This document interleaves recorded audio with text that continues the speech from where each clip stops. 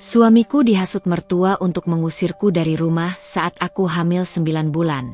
Setahun kemudian ku balas dengan cara yang tak terduga. Sebelum cerita dimulai silahkan tulis di kolom komentar dari daerah mana saja teman-teman yang menonton cerita ini. Jangan lupa like dan subscribe agar channel ini bisa semakin berkembang dan mempersembahkan cerita yang lebih menarik lagi.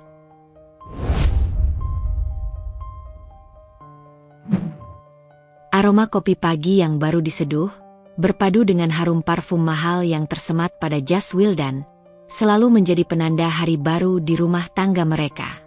Namanya Arina, seorang wanita sederhana yang kini menjadi nyonya besar di istana kaca itu. Ia adalah perwujudan ketulusan. Senyumnya lembut memancarkan kehangatan yang kontras dengan dinding marmer dingin di sekelilingnya. Matanya adalah cermin kejujuran. Apapun yang ia rasakan, terpantul jelas di sana. Dinding pertahanan dirinya tipis, mudah retak oleh kata-kata tajam, namun hatinya adalah baja yang ditempa oleh keyakinan dan kebaikan. Di sampingnya, Wildan berdiri tegak, pewaris tunggal, Wiratama Group, perusahaan konglomerat di bidang properti dan investasi. Posturnya tinggi, tatapannya tegas, seorang pemimpin yang disegani di dunia bisnis. Wildan mencintai Arina. Cintanya tulus, sebuah jangkar yang kuat di tengah lautan ambisi bisnisnya. Namun, sayangnya, jiwa Wildan tak sekuat tubuhnya.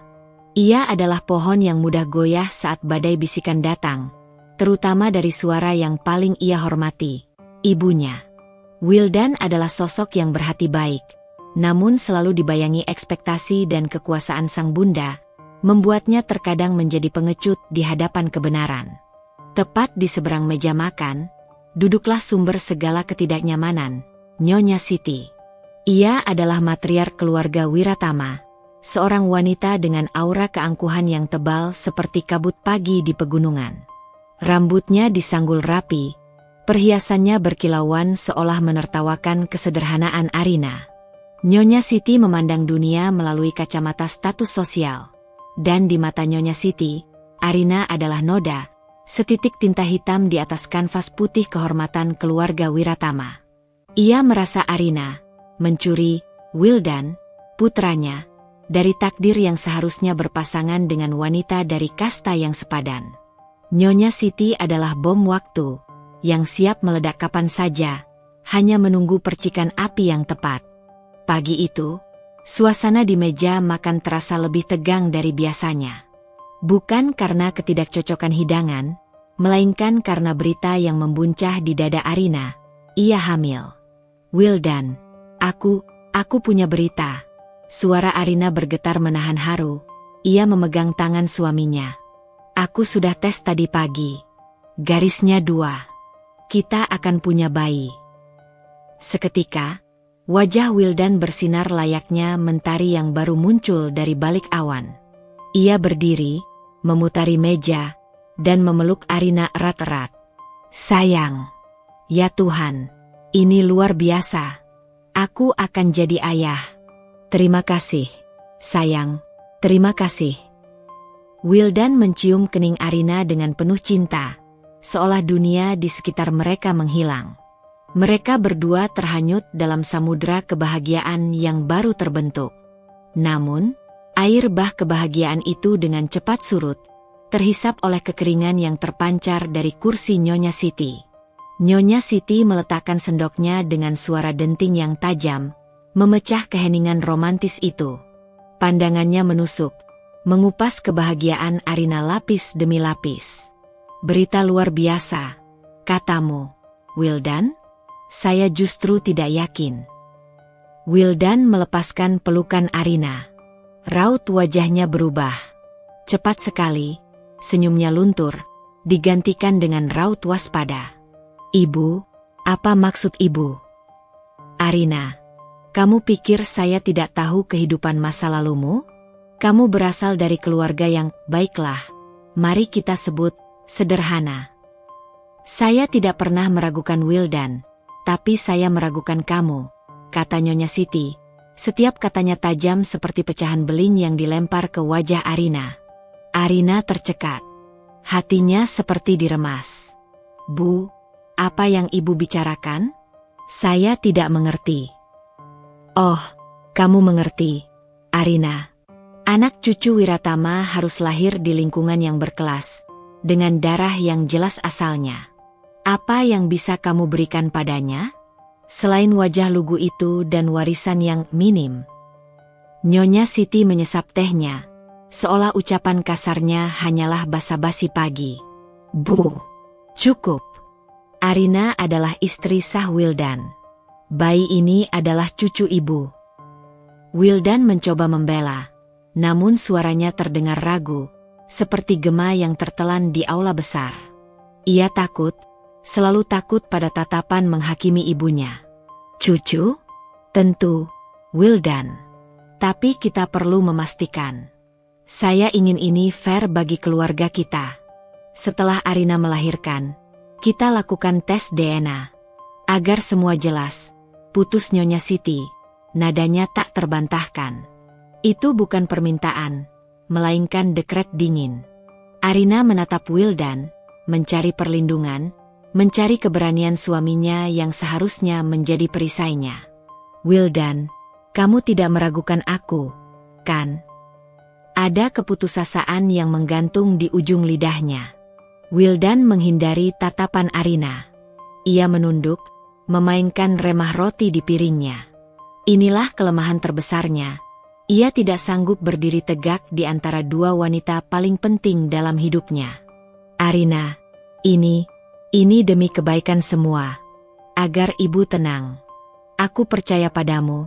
Tapi kalau ini bisa menutup mulut semua orang, kenapa tidak? Kalimat Wildan adalah tusukan belati yang menembus pertahanan Arina. Ia tahu, Wildan tak sepenuhnya membelanya. Ia tahu, Wildan telah membiarkan ibunya meracuni pikiran dan rumah tangga mereka. Air mata Arina jatuh, bukan karena sedih, melainkan karena rasa dikhianati yang pahit.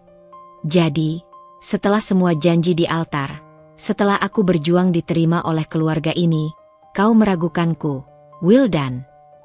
Arina berdiri, tangannya memegangi perutnya yang datar, tempat benih cinta mereka mulai tumbuh. Ia berbalik, meninggalkan ruang makan itu, bersama puing-puing hati yang baru saja diinjak-injak. Sejak hari itu, rumah itu terasa seperti medan perang tanpa suara. Arina hidup dalam pengawasan ketat Nyonya Siti. Setiap gerak-geriknya, setiap panggilan teleponnya, dicurigai. Wildan tenggelam dalam pekerjaannya, memilih bersembunyi di balik tumpukan berkas, menghindari mata Arina yang kini selalu membawa mendung.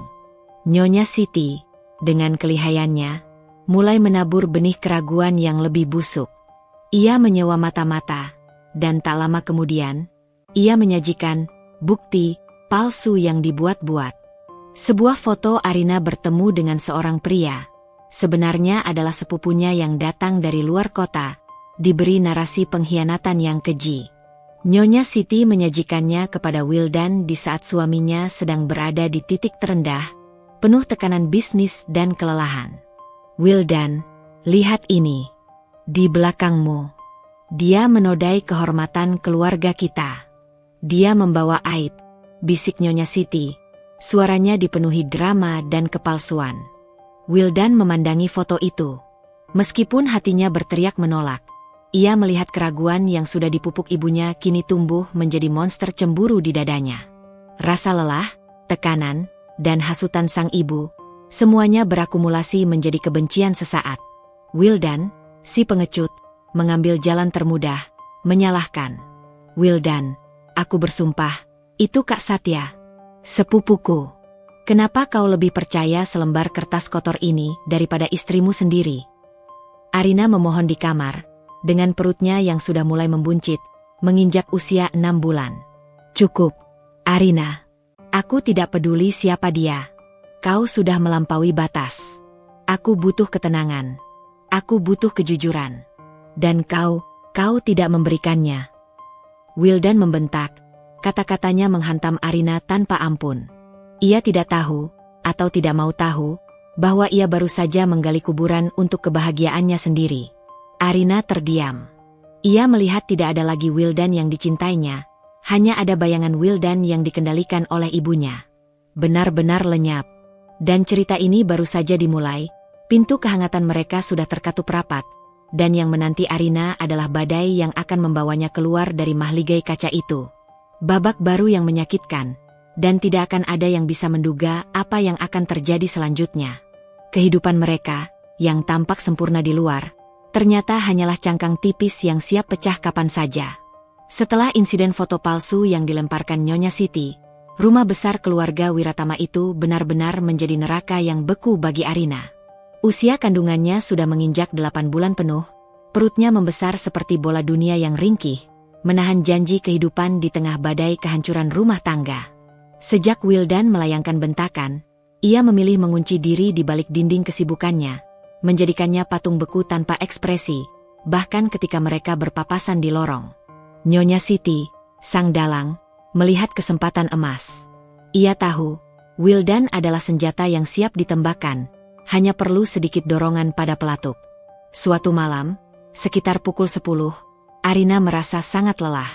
Ia duduk di balkon kamar, mengelus perutnya yang bergerak-gerak, merasakan getaran lembut kehidupan yang menjadi satu-satunya sumber kekuatannya. Pintu kamar diketuk keras, bukan ketukan hormat seorang pelayan, melainkan gedoran yang memaksa. "Arina, buka!" Suara Wildan terdengar berat dan serak, dipenuhi amarah yang bukan miliknya sendiri. Arina bergegas membuka. Di ambang pintu, Wildan berdiri dengan wajah yang dipenuhi kekalahan dan kebingungan yang dicampur alkohol. Di belakangnya, Nyonya Siti berdiri tegap, tatapannya menyala penuh kemenangan, seolah ia adalah ratu kegelapan yang baru saja memenangkan pertarungan pertama. "Wildan, ada apa? Kenapa kau minum? Ini sudah malam." Arina mencoba meraih lengan suaminya, namun Wildan menepisnya kasar.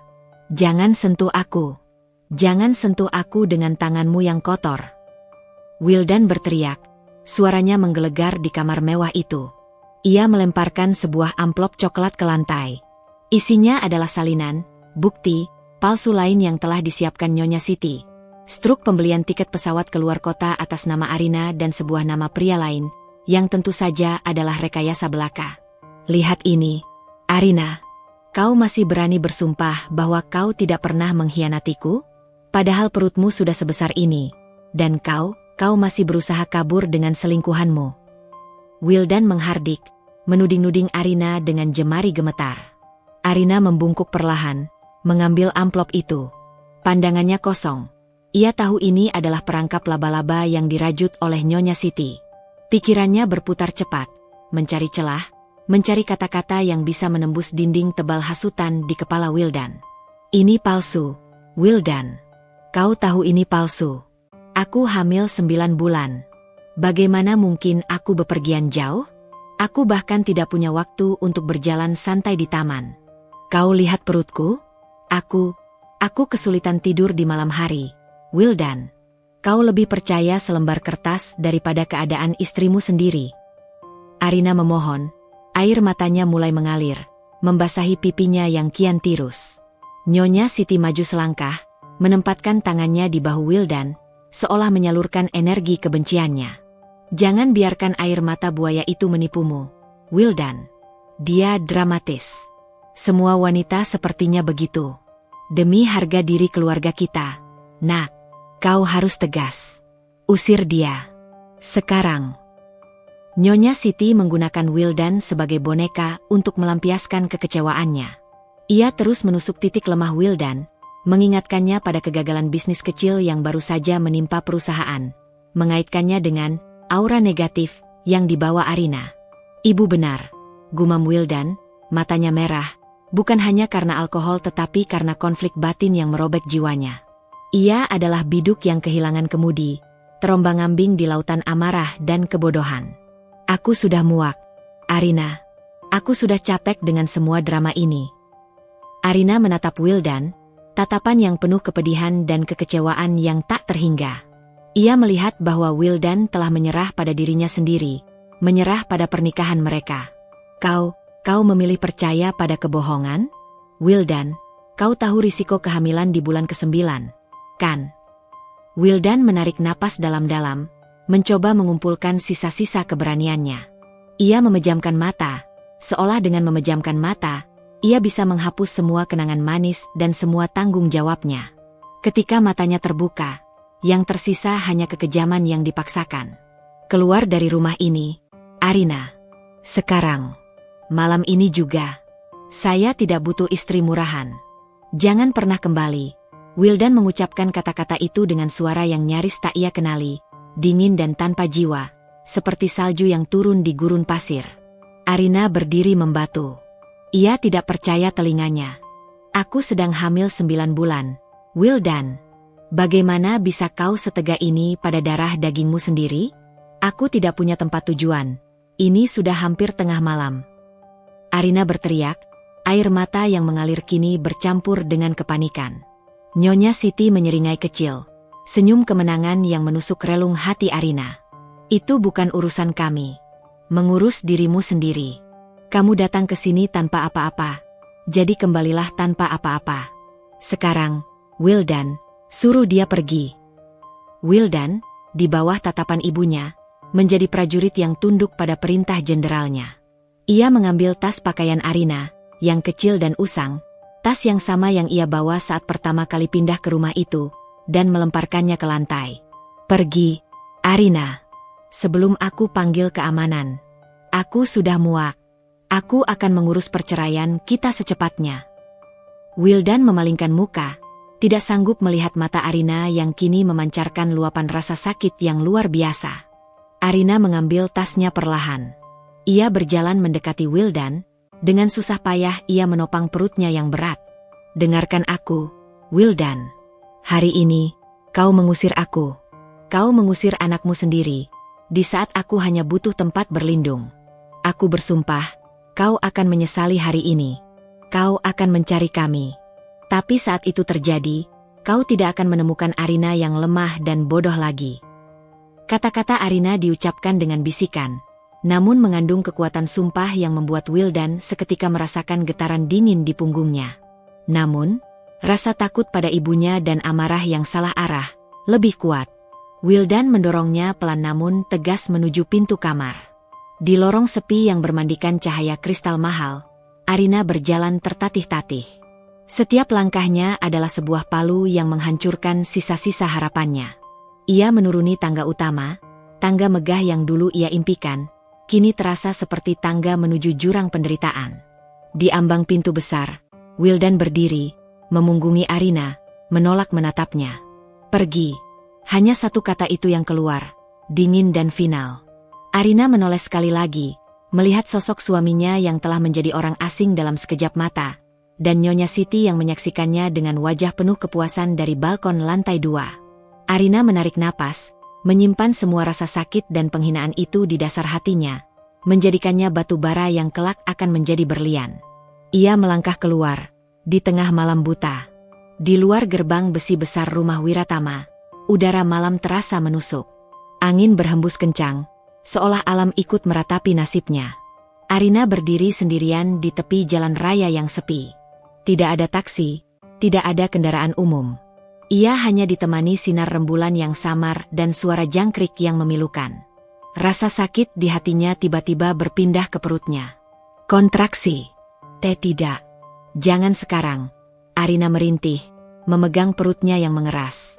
Rasa sakit itu datang dan pergi, seperti gelombang pasang yang menghempas, membuatnya kesulitan bernapas. Ia harus segera mencari pertolongan.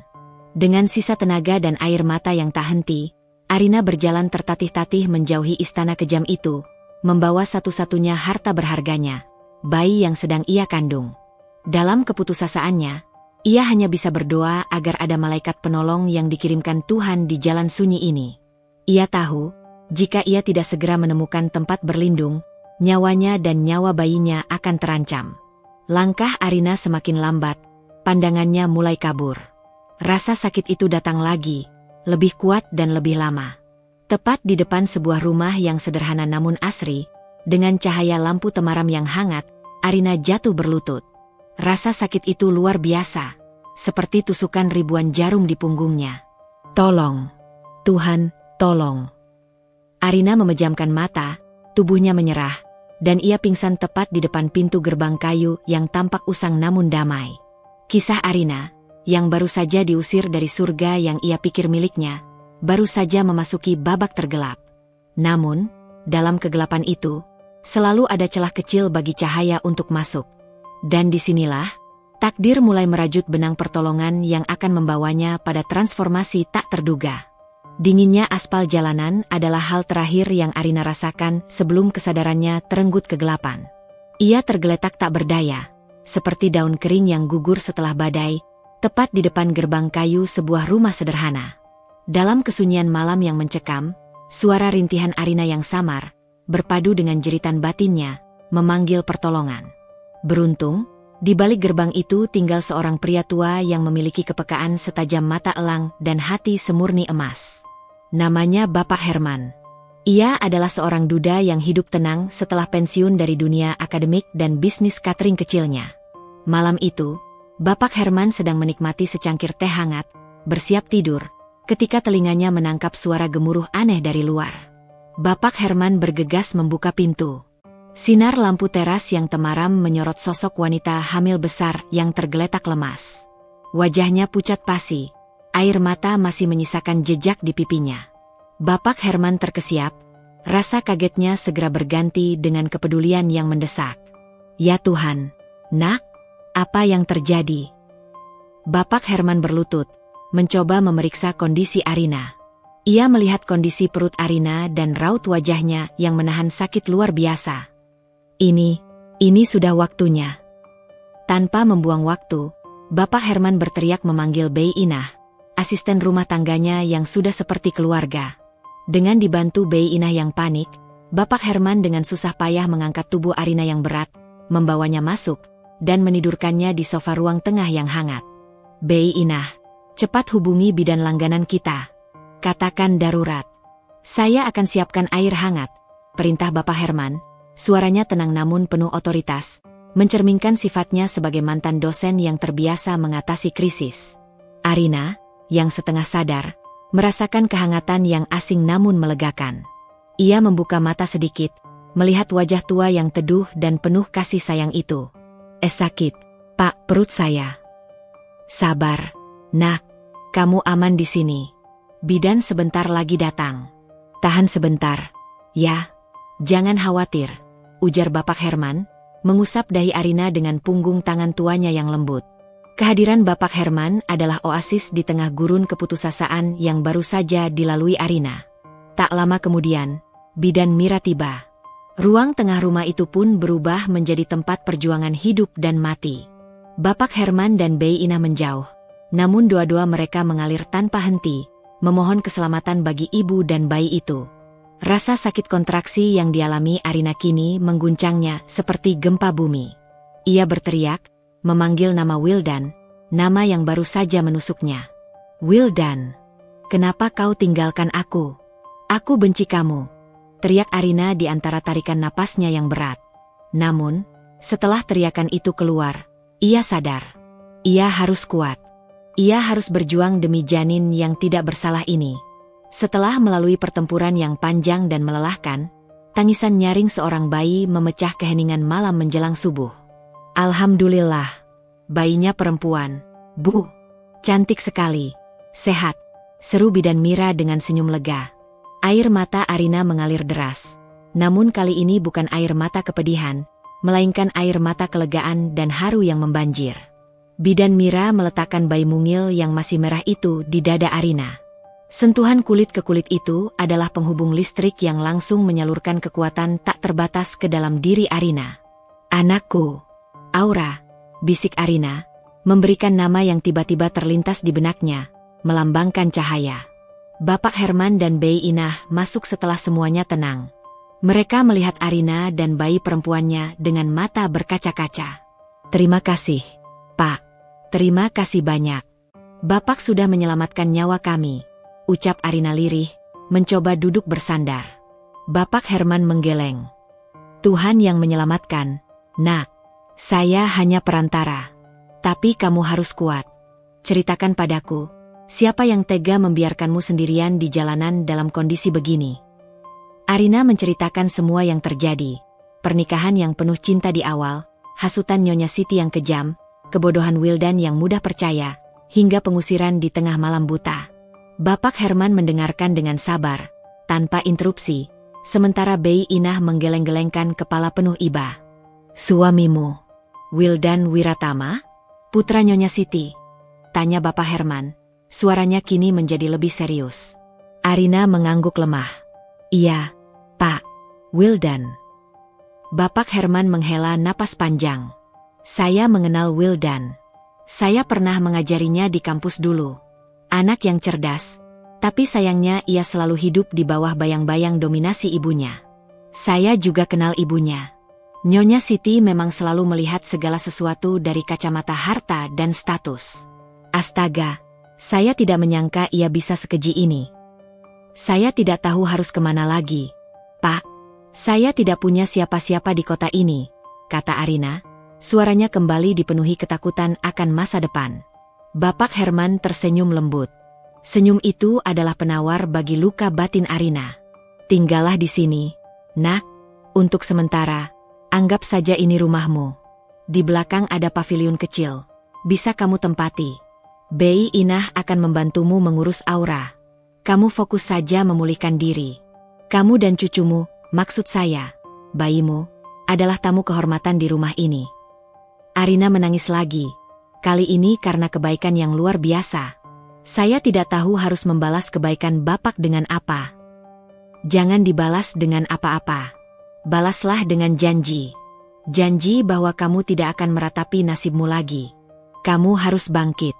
Api di hatimu harus menyala, bukan untuk membakar, tapi untuk menerangi jalanmu," nasihat Bapak Herman. Malam itu, sambil menatap wajah Aura yang polos, Arina menguatkan tekadnya. Ia mencium kening bayinya. "Dengar, nak.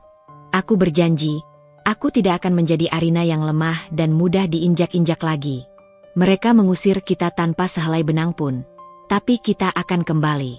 Kita akan kembali bukan untuk meminta maaf, bukan untuk merengek, tapi untuk menunjukkan bahwa harga diri dan kecerdasan jauh lebih mahal daripada harta keluarga Wiratama.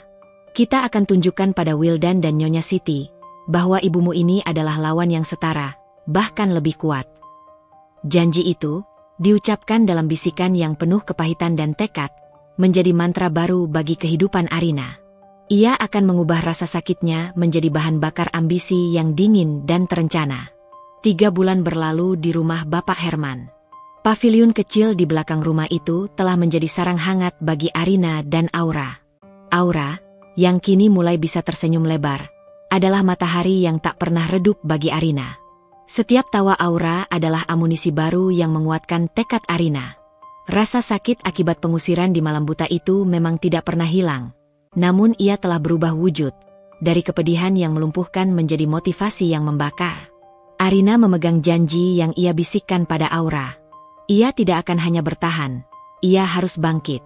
Dan ia memiliki mentor yang sempurna. Bapak Herman, pria tua yang bijaksana itu, ternyata memiliki koneksi yang luas di dunia bisnis. Ia bukan sekadar pensiunan dosen, melainkan seorang ahli strategi bisnis yang disegani di masa jayanya. Ia segera melihat potensi terpendam dalam diri Arina. Di balik kelembutan dan kerapuhan yang pernah ia saksikan, Bapak Herman menemukan kecerdasan yang tajam dan kemauan yang sekeras batu karang. "Kamu punya fondasi yang bagus, Arina. Ketekunan dan kejujuran. 2 hal yang sulit ditemukan di dunia bisnis saat ini," ujar Bapak Herman suatu sore, ketika Arina membantunya merapikan buku-buku lama di perpustakaan kecilnya. "Tapi saya hanya lulusan biasa, Pak. Saya tidak mengerti seluk-beluk investasi dan manajemen perusahaan seperti Wildan," jawab Arina, sambil menyusui Aura yang tenang di pangkuannya. Bapak Herman tersenyum, matanya memancarkan cahaya pengetahuan. "Wildan punya gelar, Arina. Kamu punya naluri dan penderitaan. Dan di dunia ini, penderitaan yang diubah menjadi tekad adalah universitas terbaik." Bapak Herman menawarkan bantuan yang tak ternilai. Ia mulai mengajari Arina segala hal. Bukan hanya teori, melainkan strategi perang dagang. Mereka menghabiskan waktu berjam-jam di perpustakaan kecil itu. Mereka membahas laporan keuangan, menganalisis saham, dan mempelajari tren pasar, khususnya di sektor teknologi pangan. Sektor yang ternyata menjadi keahlian khusus Bapak Herman dan yang akan menjadi kunci bagi balasan Arina. Lihat perusahaan Wiratama Group, Arina. Mereka fokus di properti. Pasar properti sedang jenuh. Mereka tidak akan bertahan jika tidak berekspansi ke sektor yang lebih maju dan berkelanjutan. Jelas Bapak Herman, menunjuk grafik di layar komputer. Wildan dan ibunya terlalu sombong dan konservatif. Mereka tidak melihat bahwa roda zaman telah berputar. Arina menyimak dengan serius. Ia seperti tanah kering yang menyerap air, sangat haus akan ilmu. Saya ingat Nyonya Siti selalu meremehkan bisnis makanan. Dia bilang itu kotor dan tidak berkelas. Arina mengingat kembali, rahangnya mengeras. Bagaimana jika kita justru menyerang dari sana, Pak? Pintar. Itulah yang saya harapkan darimu. Jika kamu ingin membalas mereka, jangan balas dengan air mata, Arina. Balaslah dengan kecerdasan, dengan kekuatan yang tak terlihat, kata Bapak Herman, bangga. Fokus Arina jatuh pada potensi bisnis pengolahan hasil pangan berkelanjutan. Ia ingat betapa banyak lahan pertanian yang tidak terurus di kampung halamannya dulu. Ia mulai merancang sebuah konsep bisnis yang sangat matang. Ia bukan hanya ingin sukses, ia ingin membangun sebuah kerajaan yang berdiri di atas nilai-nilai kemanusiaan. Sangat kontras dengan Wiratama Group yang berdiri di atas keangkuhan. Jika saya bisa menciptakan model bisnis yang menggabungkan teknologi modern, keberlanjutan, dan membantu petani kecil, maka saya tidak hanya akan sukses. Saya akan menciptakan benteng yang tak tertembus, Arina bertekad. Bapak Herman melihat api di mata Arina. Ia tahu, saatnya telah tiba. Saya punya koneksi lama di sebuah perusahaan investasi di luar negeri, Arina. Mereka tertarik pada ide-ide segar, dan mereka butuh orang cerdas dan jujur untuk menjalankannya di Indonesia. Saya akan merekomendasikanmu. Tapi kamu harus berjanji, jangan gunakan nama belakang Wildan. Jangan gunakan nama keluarga Wiratama. Kamu harus berdiri di atas kakimu sendiri. Siap. Arina memeluk Aura erat-erat, menatap wajah polos bayinya. Siap, Pak. Saya akan menggunakan nama saya sendiri, Nona Arina. Waktu berjalan cepat, secepat jarum jam yang berpacu dengan tekad. Selama 9 bulan berikutnya, Arina hidup dalam rutinitas ketat, mengurus Aura, belajar bisnis dengan Bapak Herman, dan bekerja secara online untuk mendapatkan pengalaman awal. Ia mulai membangun koneksi, menghadiri seminar online, dan membaca ratusan buku. Fisiknya pulih, dan ia memancarkan aura baru. Pakaian sederhananya tetap bersih dan rapi, namun kini ia memiliki kilau percaya diri yang tak terhingga. Ia tidak lagi wanita polos yang mudah dihasut. Ia adalah ibu yang matang, wanita yang cerdas, dan seorang profesional yang siap bertarung. Suatu sore, Bapak Herman kembali dari Jakarta, membawa berita penting. Arina, mereka setuju. Mereka sangat terkesan dengan proposal bisnismu tentang rantai pasok pangan berbasis teknologi. Mereka bukan hanya memberimu pekerjaan. Mereka menjadikanmu pemimpin proyek investasi mereka di Asia Tenggara, kata Bapak Herman, menyerahkan sebuah amplop tebal. Arina menarik napas, tangannya gemetar. Ini adalah pintu gerbang menuju janji yang ia ukir di malam pengusirannya. Saya benar-benar harus berterima kasih, Pak. Jangan berterima kasih padaku. Berterima kasihlah pada dirimu sendiri yang tidak menyerah. Ingat, kamu akan kembali ke Jakarta, tapi kamu akan kembali sebagai orang lain. Kamu harus bisa memisahkan emosi pribadimu dengan tujuan profesionalmu. Saya mengerti. Wildan dan Nyonya Siti tidak tahu bahwa kami hidup bahagia. Mereka pasti mengira saya hancur dan menjadi gelandangan. Saya tidak akan muncul di hadapan mereka sampai saya yakin bahwa genggaman saya lebih kuat daripada genggaman mereka di pasar, jawab Arina tegas. Bagus. Rencananya begini. Perusahaan ini adalah holding company besar. Kamu akan muncul sebagai perwakilan mereka, Nona Arina, yang mengurus investasi di bidang yang sama sekali tidak dipedulikan Wiratama Group. Ini adalah langkah catur yang brilian. Kamu menyerang dari blind spot mereka. Jelas Bapak Herman, matanya berbinar senang. Kapan saya harus mulai? Tanya Arina, semangatnya membara. Lusa. Bersiaplah, Arina. Panggung telah disiapkan. Dan kamu harus menjadi bintang utama yang paling cemerlang. Bapak Herman tersenyum, mengakhiri pembicaraan bisnis mereka. Di hari keberangkatan, Arina memeluk Bapak Herman dan Bei Inah. Aura yang kini sudah setahun, tertawa riang, seolah tahu bahwa babak penebusan akan segera dimulai. Arina menoleh ke arah kota yang dulu membuangnya, kota yang didominasi oleh Wiratama Group. Selamat tinggal, Arina yang lemah, bisiknya pada bayangan dirinya sendiri. Dan selamat datang, Nona Arina, investor baru. Ia menaiki mobil yang sudah disiapkan perusahaan barunya, meninggalkan rumah yang telah memberinya perlindungan dan kekuatan. Ia membawa serta cinta tulus Aura, ilmu Bapak Herman, dan janji pahit di malam pengusiran. Wildan dan Nyonya Siti mungkin berpikir mereka telah memenangkan perang kecil dengan mengusir Arina. Mereka tidak sadar bahwa perang sesungguhnya baru akan dimulai, dan kali ini, Arina memegang kendali penuh atas medan pertempuran. Jakarta, setahun setelah Arina diusir. Lampu-lampu kota metropolitan kini menyambut Arina, namun bukan lagi dengan kehangatan rumah tangga, melainkan dengan sinar laser yang penuh perhitungan dan ambisi. Arina kembali, tidak dengan tangan kosong, tetapi sebagai Nona Arina, perwakilan dari holding company multinasional yang bergerak di bidang investasi teknologi pangan. Ia tampil berbeda. Pakaiannya formal, elegan, dan profesional. Tatapannya kini lebih tajam, dingin, dan penuh percaya diri, mencerminkan ilmu yang ia serap dari Bapak Herman selama 1 tahun penuh. Aura, putrinya, dititipkan pada pengasuh terpercaya di apartemen baru mereka. Meskipun sibuk, Arina memastikan ia tetap menjadi bintang utara dalam hidup Aura. Kini, Arina adalah wanita yang menjalankan hidupnya dengan disiplin ketat. Pagi untuk Aura, siang hingga sore untuk pekerjaan, dan malam untuk merancang strategi. Pekerjaannya berjalan mulus. Berbekal konsep bisnis yang matang dan modal besar dari investornya, Arina dengan cepat menjalin jaringan dan menancapkan tonggak kekuasaan di sektor pangan berkelanjutan.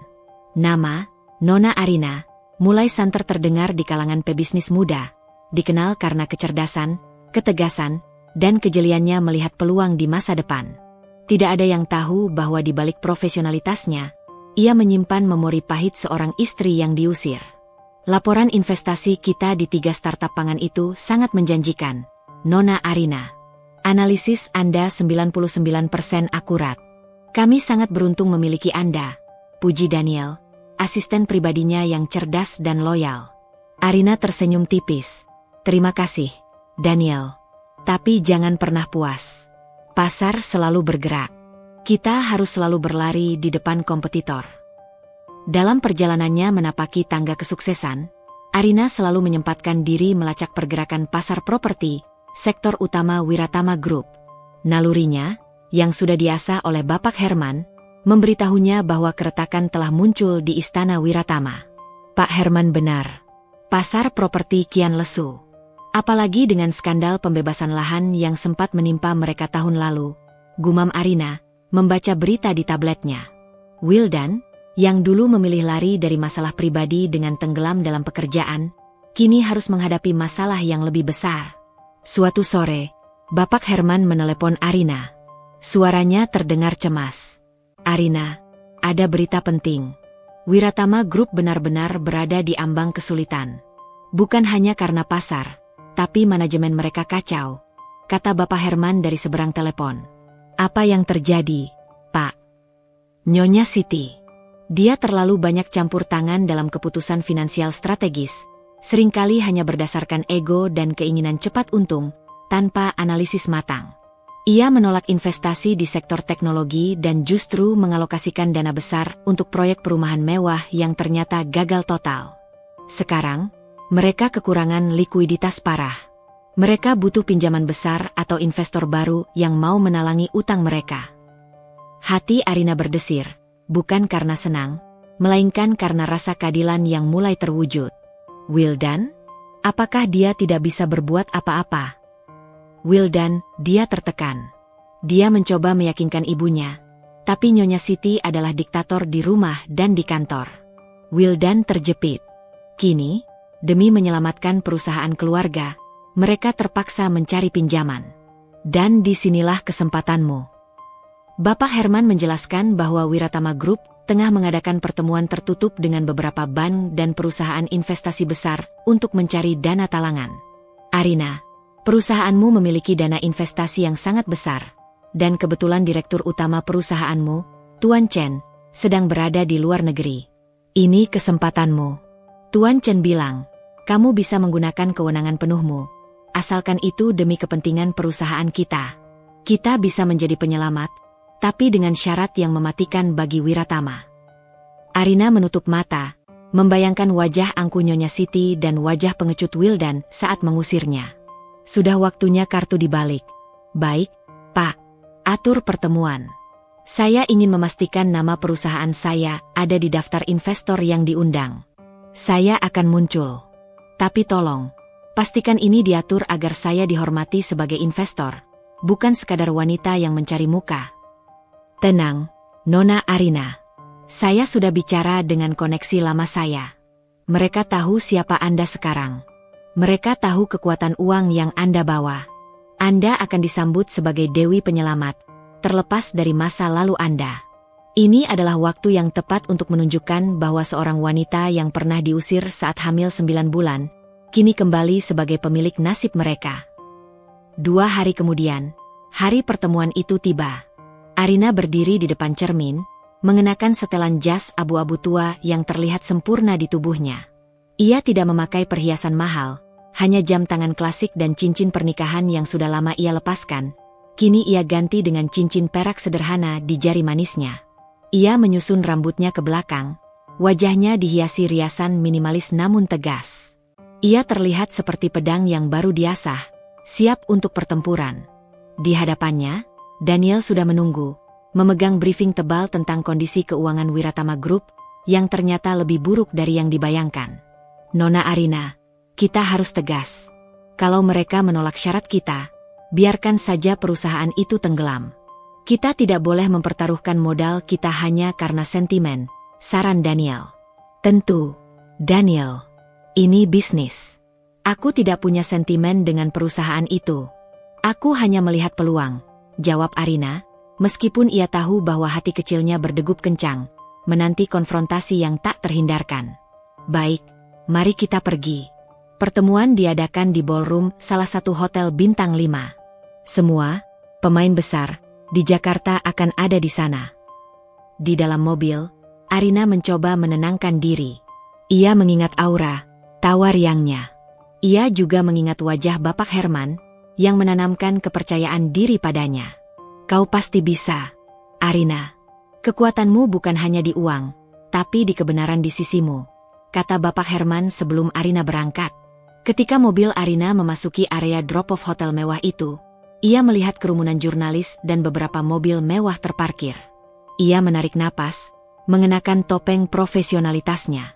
Ia bukan lagi Arina yang dulu. Ia kini adalah Arina yang berkuasa. Di aula rapat, Wildan dan Nyonya Siti tampak tegang. Nyonya Siti, dengan riasan tebalnya, berusaha menutupi kepanikan yang mendera. Wildan terlihat kuyu, matanya menunjukkan kurang tidur dan beban berat. Mereka berdua duduk di ujung meja, menanti penyelamat yang mungkin akan datang. Pintu aula terbuka. Daniel berjalan di depan, diikuti oleh Arina. Langkah kaki Arina terasa mantap, seperti dentuman drum yang mengumumkan perang. Semua mata tertuju padanya.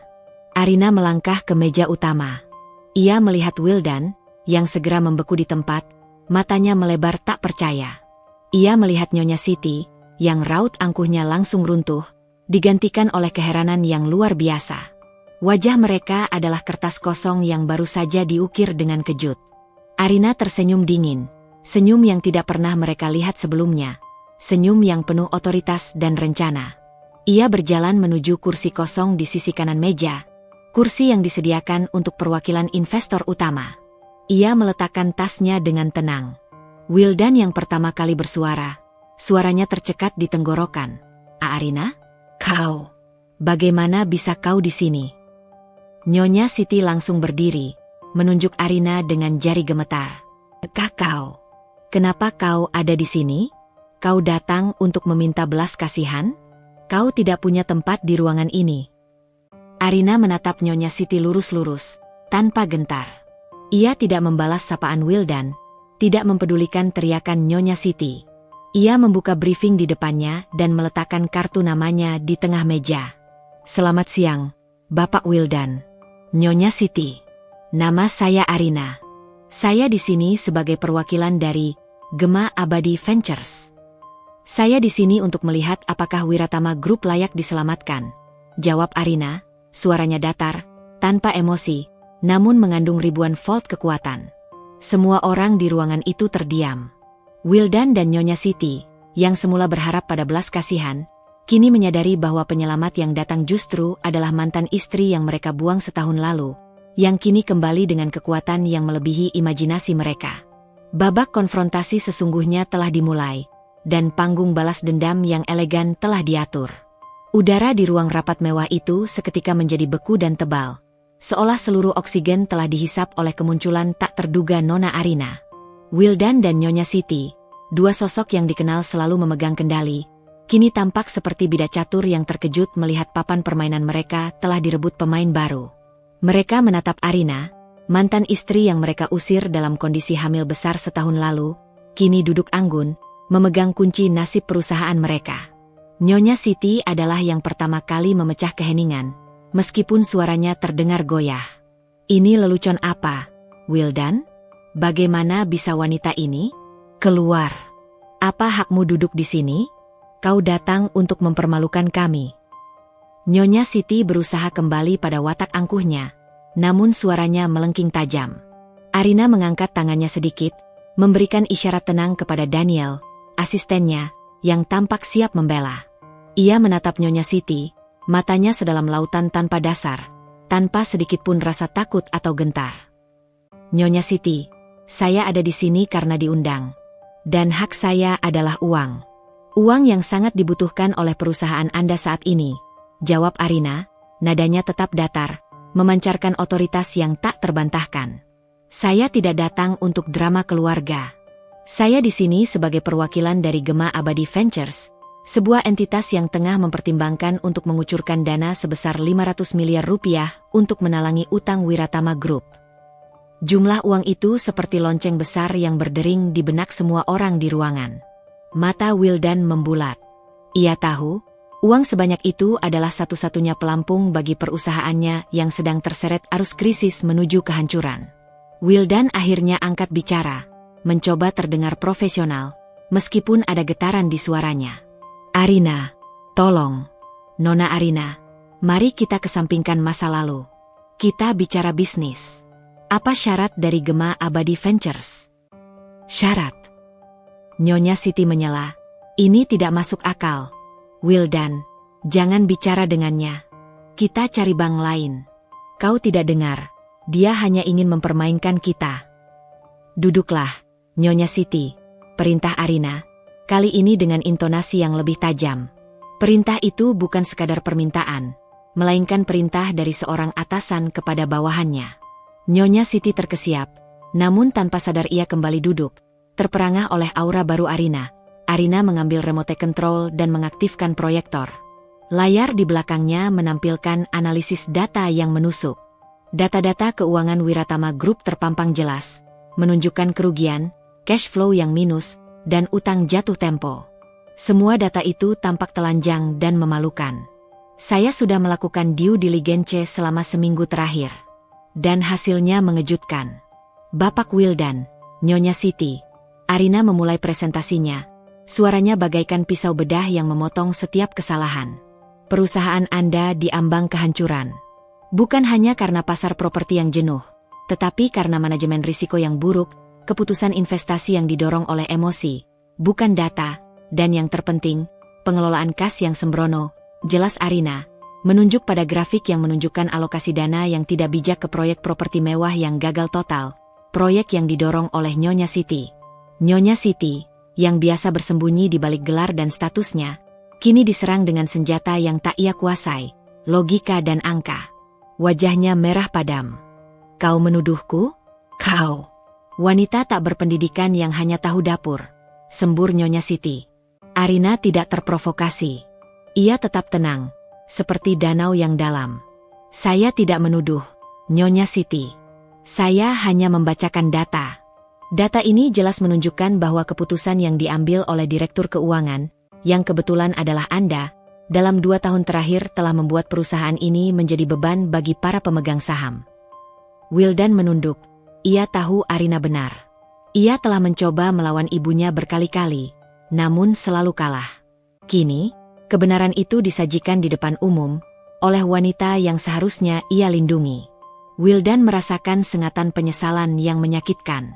Setelah memaparkan kelemahan itu selama 10 menit, Arina mematikan proyektor. Ruangan kembali diselimuti keheningan yang mencekam. Jadi, apa syaratnya? Langsung saja ke intinya, tanya salah satu perwakilan bank yang hadir, ingin segera mengetahui nasib utang mereka. Arina menyandarkan punggungnya ke kursi, menyilangkan kaki, dan menatap Wildan serta Nyonya Siti dengan tatapan mata pemenang yang tak terhindarkan. Syarat kami sederhana. Gema Abadi Ventures akan menyuntikkan dana. Tapi sebagai gantinya, kami menuntut kendali penuh atas manajemen risiko dan keuangan perusahaan selama minimal 3 tahun. Dan yang terpenting, Arina berhenti sejenak, sengaja membiarkan ketegangan memuncak. Syarat saya, lanjut Arina, menekankan setiap kata.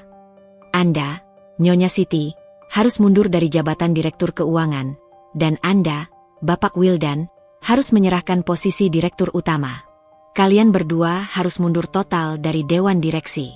Kami akan menempatkan tim kami sendiri untuk memimpin restrukturisasi ini. Atau, tidak ada bantuan. Biarkan perusahaan ini bangkrut. Syarat itu seperti petir di siang bolong. Nyonya Siti melonjak dari kursinya. Wajahnya benar-benar pucat, seolah darah telah ditarik dari seluruh tubuhnya. Gila. Kau gila. Arina, kau ingin merampas perusahaan kami. Kau tidak akan pernah mendapatkan ini, teriak Nyonya Siti. Amarahnya sudah mencapai puncak. Wildan, meskipun terkejut, tampak lebih bisa menahan diri. Ia melihat di mata Arina, bukan dendam buta, melainkan sebuah rencana bisnis yang solid. Ia tahu, jika ia menolak, kehancuran Wiratama Group hanya tinggal hitungan hari. Nona Arina, ini terlalu keras. Kami bersedia melakukan restrukturisasi, tapi mengapa harus sampai mengganti Direktur Utama? Tanya Wildan, mencoba bernegosiasi. Arina mencondongkan tubuh ke depan, matanya mengunci mata Wildan. Karena Anda, Wildan, telah membuktikan bahwa Anda tidak memiliki keberanian untuk mengambil keputusan yang benar. Bahkan ketika itu menyangkut kelangsungan hidup perusahaan Anda sendiri. Anda membiarkan manajemen dikendalikan oleh ego, bukan strategi. Bisnis ini butuh pemimpin yang berani. Dan sejauh yang saya lihat, Anda telah kehilangan keberanian itu. Kalimat itu bukan hanya kritik bisnis, melainkan sindiran tajam yang langsung menusuk ke inti kepengecutan Wildan setahun lalu, saat ia memilih percaya pada kebohongan dan mengusir Arina. Wildan tertunduk. Tidak bisa membantah.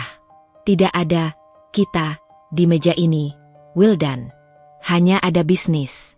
Pilihannya jelas, mundur, atau saksikan Wiratama Group menjadi sejarah. Anda punya waktu 24 jam untuk memutuskan. Jika besok pagi tidak ada persetujuan yang ditandatangani, kami akan menarik tawaran ini dan membiarkan para kreditor mengambil alih. Arina menutup perundingan itu, nadanya final, tanpa celah negosiasi. Arina bangkit, diikuti oleh Daniel. Ia berjalan keluar dari ruangan itu dengan langkah yang sama mantapnya saat ia masuk. Ia meninggalkan Wildan dan Nyonya Siti dalam lautan kebingungan dan keputusasaan. Di mobil, Daniel menatap Arina dengan takjub. Anda luar biasa, Nona Arina. Itu adalah negosiasi paling mematikan yang pernah saya lihat. Ini bukan negosiasi, Daniel.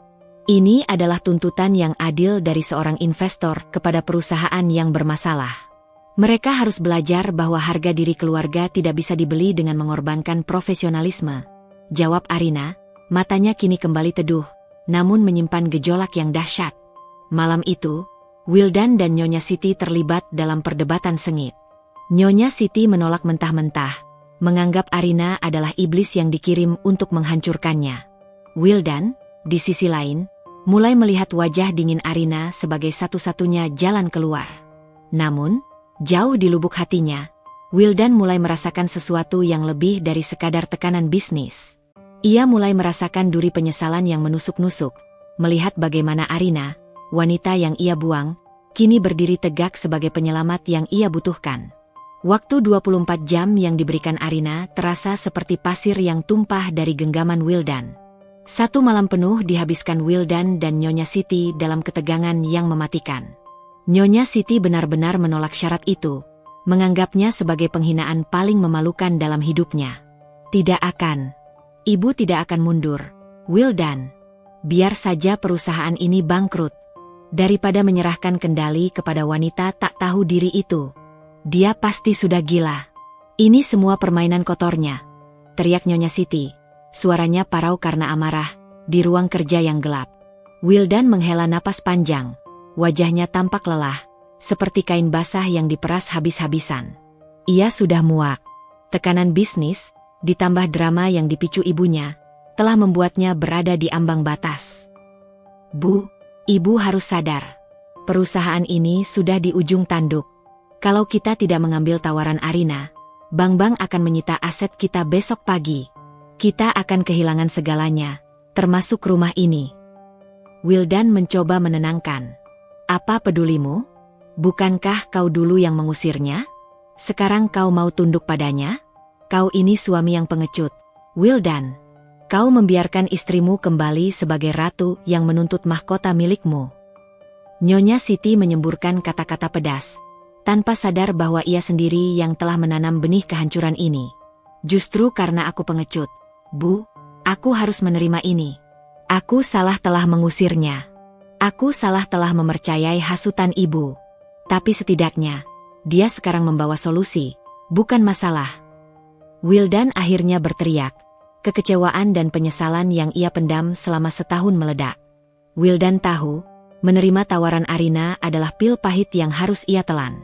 Tetapi, di balik alasan bisnis, ada dorongan tak terlihat yang memaksanya setuju. Ia penasaran. Bagaimana mungkin seorang wanita yang ia tinggalkan di tengah malam buta, tanpa uang sepeser pun, bisa kembali dengan kekuatan finansial yang begitu besar? Siapa? Nona Arina. Ini sebenarnya? Keesokan paginya, Wildan datang ke kantor Arina di Menara Pencakar Langit, jauh lebih mewah dari kantor Wiratama Group. Ia datang sendirian, membawa dokumen persetujuan yang sudah ia tanda tangani. Arina duduk di balik meja kerjanya yang elegan, matanya menatap Wildan yang tampak kuyu. Tidak ada senyum, tidak ada ejekan, hanya profesionalisme yang dingin. Saya setuju dengan semua syarat Anda, Nona Arina.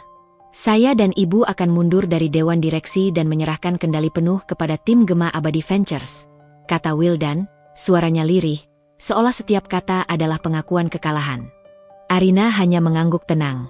Keputusan yang bijak, Bapak Wildan. Kami akan segera memulai proses takeover dan restrukturisasi. Daniel akan mengurus detail legalnya. Anda bisa mulai membereskan barang-barang Anda. Tunggu, Arina. Wildan menahan. Ia bangkit, berjalan mendekati meja Arina, mengabaikan kehadiran Daniel. Aku tidak datang hanya untuk ini. Aku ingin tahu. Bagaimana caranya? Bagaimana kau bisa sekuat ini dalam setahun? Apa yang terjadi padamu setelah aku mengusirmu? Ada kejujuran yang tiba-tiba mengalir dari mata Wildan, merobohkan benteng profesionalnya. Ia menatap Arina, seolah ia sedang melihat hantu dari masa lalu. Arina menatap Wildan balik, tatapannya kini sepedas cuka. Apa yang terjadi padaku? Itu bukan urusanmu. Tapi jika kau ingin tahu, yang terjadi adalah aku tidak mati. Aku melahirkan seorang putri, di bawah perlindungan orang asing. Dan aku menggunakan rasa sakit yang kau berikan sebagai baja untuk membentuk diriku. Putri? Kau melahirkan anakku? Di mana dia? Aku ingin melihatnya. Wildan mendekat. Ada keinginan tulus seorang ayah yang tiba-tiba muncul. Jangan pernah berani menyebutnya anakmu, potong Arina cepat. Suaranya bergetar menahan emosi. Kau mengusirnya saat dia masih dalam rahimku. Kau meragukan darah dagingmu sendiri, Wildan. Kau tidak berhak melihatnya. Fokus saja pada perusahaanmu yang hampir bangkrut itu. Wildan tersentak mundur. Kata-kata Arina adalah sabetan cambuk di wajahnya. Rasa penyesalan itu kini bukan lagi duri, melainkan pedang yang menusuk ulu hatinya. Aku tahu aku salah, Arina. Aku bodoh. Aku pengecut karena lebih percaya ibuku daripada dirimu. Wildan memohon. Nada suaranya sudah berubah menjadi keputusasaan. Tapi aku mohon, beri aku kesempatan. Setidaknya biarkan aku membuktikan bahwa Aura adalah anakku. Aku masih menyimpan berkas tes DNA yang dulu ibu paksa lakukan. Wildan tiba-tiba terdiam, pikirannya melonjak ke masa lalu, mengingat betapa anehnya proses tes DNA itu. Nyonya Siti begitu cepat mendapatkan hasilnya, bahkan sebelum Arina melahirkan. Ia ingat betul wajah ibunya yang tampak pucat sekaligus bersemangat saat menunjukkan hasil yang meragukan. Berkas tes DNA. Arina mengulang, alisnya terangkat. Hasilnya keluar sebelum aku melahirkan? Itu mustahil, Wildan. Tes DNA prenatal tidak secepat itu. Kau gila. Kalimat Arina seperti kilat yang menyambar di kepala Wildan. Ia tersadar. Nyonya Siti. Semua kejanggalan di masa lalu, kemarahan ibunya yang berlebihan, dan kecepatan hasil tes itu, semuanya tiba-tiba membentuk pola yang mengerikan. Ibu. Wildan menggumam, matanya terbelalak. Saat itu aku tidak memikirkan logikanya. Arina, ibu bilang tes itu dilakukan dengan cara khusus. Tapi jika kau benar. Wildan bergegas meninggalkan kantor Arina, tanpa pamit, tanpa mempedulikan Daniel yang bingung. Ia harus mencari kebenaran. Ia harus tahu apakah ia telah menjadi korban konspirasi ibunya sendiri. Wildan langsung menuju rumah sakit tempat dulu tes DNA itu dilakukan. Ia memaksa masuk ke ruang arsip, menggunakan nama besar Wiratama Group untuk mendapatkan akses. Ia menemukan berkas asli tes DNA yang ia lakukan diam-diam di awal kehamilan Arina, sebelum ibunya mengintervensi. Jantung Wildan berdebar kencang, seperti genderang perang yang menggema di dadanya. Ia membuka berkas itu dengan tangan gemetar. Hasil tesnya jelas. Probabilitas Wildan adalah ayah biologis janin Arina adalah 99,99%. Wildan ambruk ke kursi di ruang arsip itu. Air matanya menetes. Bukan air mata kesedihan, melainkan perpaduan antara kemarahan yang membara dan penyesalan yang tak terhingga. Dia tidak bersalah. Arina tidak pernah mengkhianatiku, bisik Wildan pada dirinya sendiri. Rasa bersalahnya kini seberat gunung yang menghimpit. Wildan kemudian menghubungi seorang kenalan lama, seorang dokter forensik yang ia percaya. Ia menyerahkan berkas tes yang ditunjukkan Nyonya Siti saat pengusiran. Hasilnya datang dengan cepat. Berkas itu palsu, hasil tes dipalsukan dan ditukar.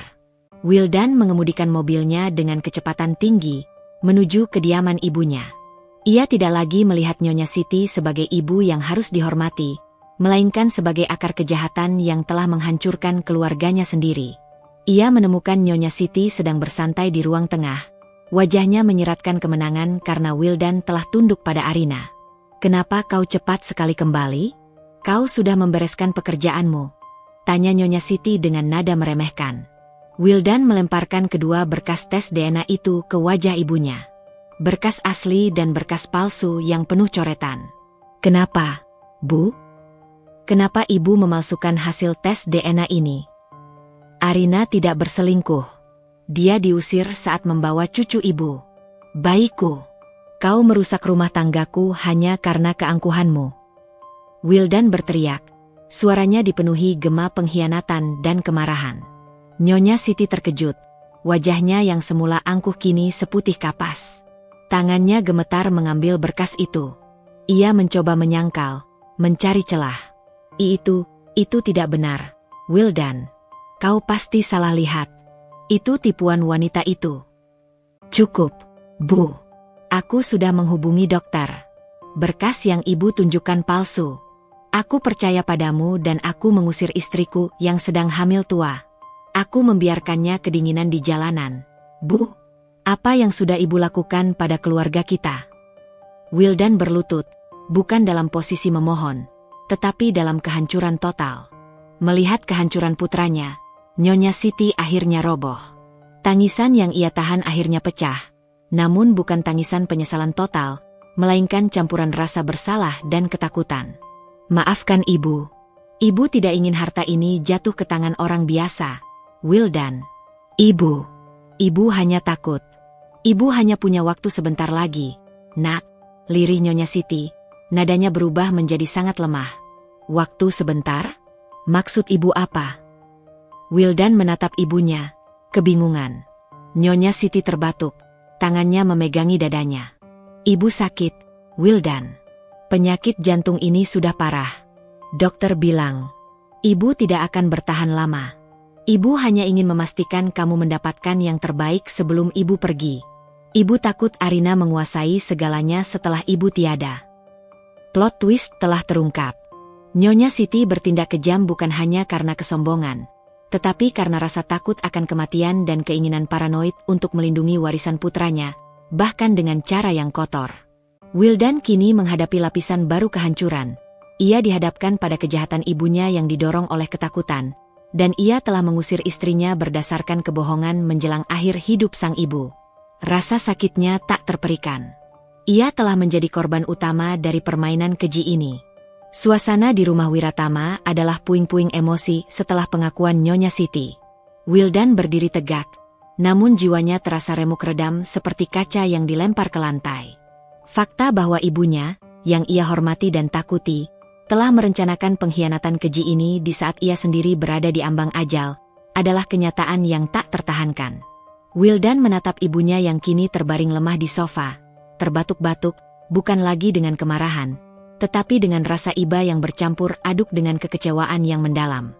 Kenapa? Bu, kenapa ibu tidak jujur? Kita bisa mencari jalan keluar bersama. Kenapa ibu harus menghancurkan kebahagiaan anak ibu sendiri? Tanya Wildan, suaranya kini melirih, kehabisan tenaga untuk marah. Nyonya Siti menutup wajahnya dengan tangan gemetar. Wildan, ibu minta maaf. Ibu takut. Ibu takut kamu tidak bisa bertahan tanpa ibu. Ibu ingin memastikan masa depanmu aman. Ibu hanya punya kamu. Nak, ibu egois. Mendengar kata-kata itu, Wildan merasakan pedihnya cinta yang salah arah. Ibunya, dengan segala keangkuhan dan kesalahannya, ternyata bertindak karena rasa takut yang teramat sangat, menjadikannya karakter tragis dalam kisah ini. Namun, itu tidak menghapus fakta bahwa kebohongan ibunya telah membuatnya mengusir wanita yang paling ia cintai, dan yang paling penting, mengusir darah dagingnya sendiri. Ibu tidak perlu khawatir lagi. Perusahaan sudah aman, di bawah kendali Arina. Setidaknya, uang ibu tidak sia-sia. Wildan berkata, ironi yang pahit tersangkut di tenggorokannya. Ia tahu, ia harus melakukan sesuatu yang lebih penting daripada mengurus perusahaan. Ia harus meminta maaf. Bukan sekadar pengakuan bisnis, melainkan pengakuan dosa kepada Arina. Wildan meninggalkan ibunya yang terisak, mengambil kunci mobilnya dengan tangan bergetar. Ia harus mencari Arina. Wildan tiba di lobi apartemen Arina. Ia terpaksa menunggu, karena Arina menolak untuk bertemu dengannya. Setelah setengah jam memohon kepada Daniel melalui telepon, Arina akhirnya setuju. Pintu terbuka. Arina berdiri di ambang pintu, menatap Wildan dengan tatapan sedatar tembok batu, tanpa ekspresi. Wildan melihat perubahan itu lagi. Arina yang rapuh telah sepenuhnya lenyap. Aku hanya punya waktu 5 menit. Wildan, aku tahu kau sudah menandatangani berkas itu. Jika ada urusan bisnis, bicaralah cepat, kata Arina, tidak mengundangnya masuk. Wildan berdiri tegak, mencoba menyusun kalimat yang sudah ia latih di dalam mobil. Namun, begitu ia melihat Arina, semua kata-kata itu lenyap seperti asap. Arina, aku tidak datang untuk bisnis. Aku datang sebagai suami yang gagal. Wildan memulai, suaranya nyaris tak terdengar. Suami? Kau sudah bukan suamiku. Wildan, potong Arina cepat. Aku tahu. Tapi aku harus mengatakan ini. Arina, aku tahu segalanya. Tentang tes DNA itu. Tentang kebohongan ibu. Berkas itu palsu. Kamu tidak pernah berselingkuh. Bayi itu, Aura, dia adalah anakku. Anak kita. Pengakuan itu meluncur. dan Wildan merasakan beban berat di dadanya sedikit terangkat. Arina mendengarkan, namun tidak ada air mata, tidak ada kemarahan yang meledak. Hanya keheningan yang dingin. Aku sudah tahu, Wildan, jawab Arina pelan. Aku tahu sejak kau menunjukkan berkas palsu itu.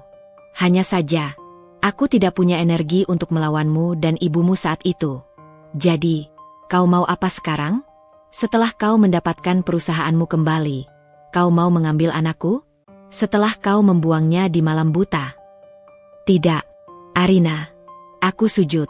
Arina, aku tahu permintaanku tak sebanding dengan air matamu, dengan penderitaanmu yang melahirkan sendirian. Aku bodoh, aku pengecut, aku buta karena terlalu takut pada ibuku sendiri. Wildan tidak bisa menahan diri lagi. Ia berlutut di lantai marmer lobi itu, dalam posisi bersujud, di hadapan mantan istrinya. Keangkuhan Wiratama telah runtuh. Aku menyesal, Arina. Sungguh menyesal. Aku tidak meminta maafmu. Aku hanya ingin satu kesempatan. Kesempatan untuk menjadi ayah bagi putriku. Aku tidak akan memaksamu kembali padaku, tapi biarkan aku menebus dosaku padanya. Aura, dia berhak punya ayah. Wildan memohon. Air mata yang selama ini ia tahan, kini mengalir deras, membasahi lantai di kakinya. Arina menatap Wildan yang berlutut di depannya.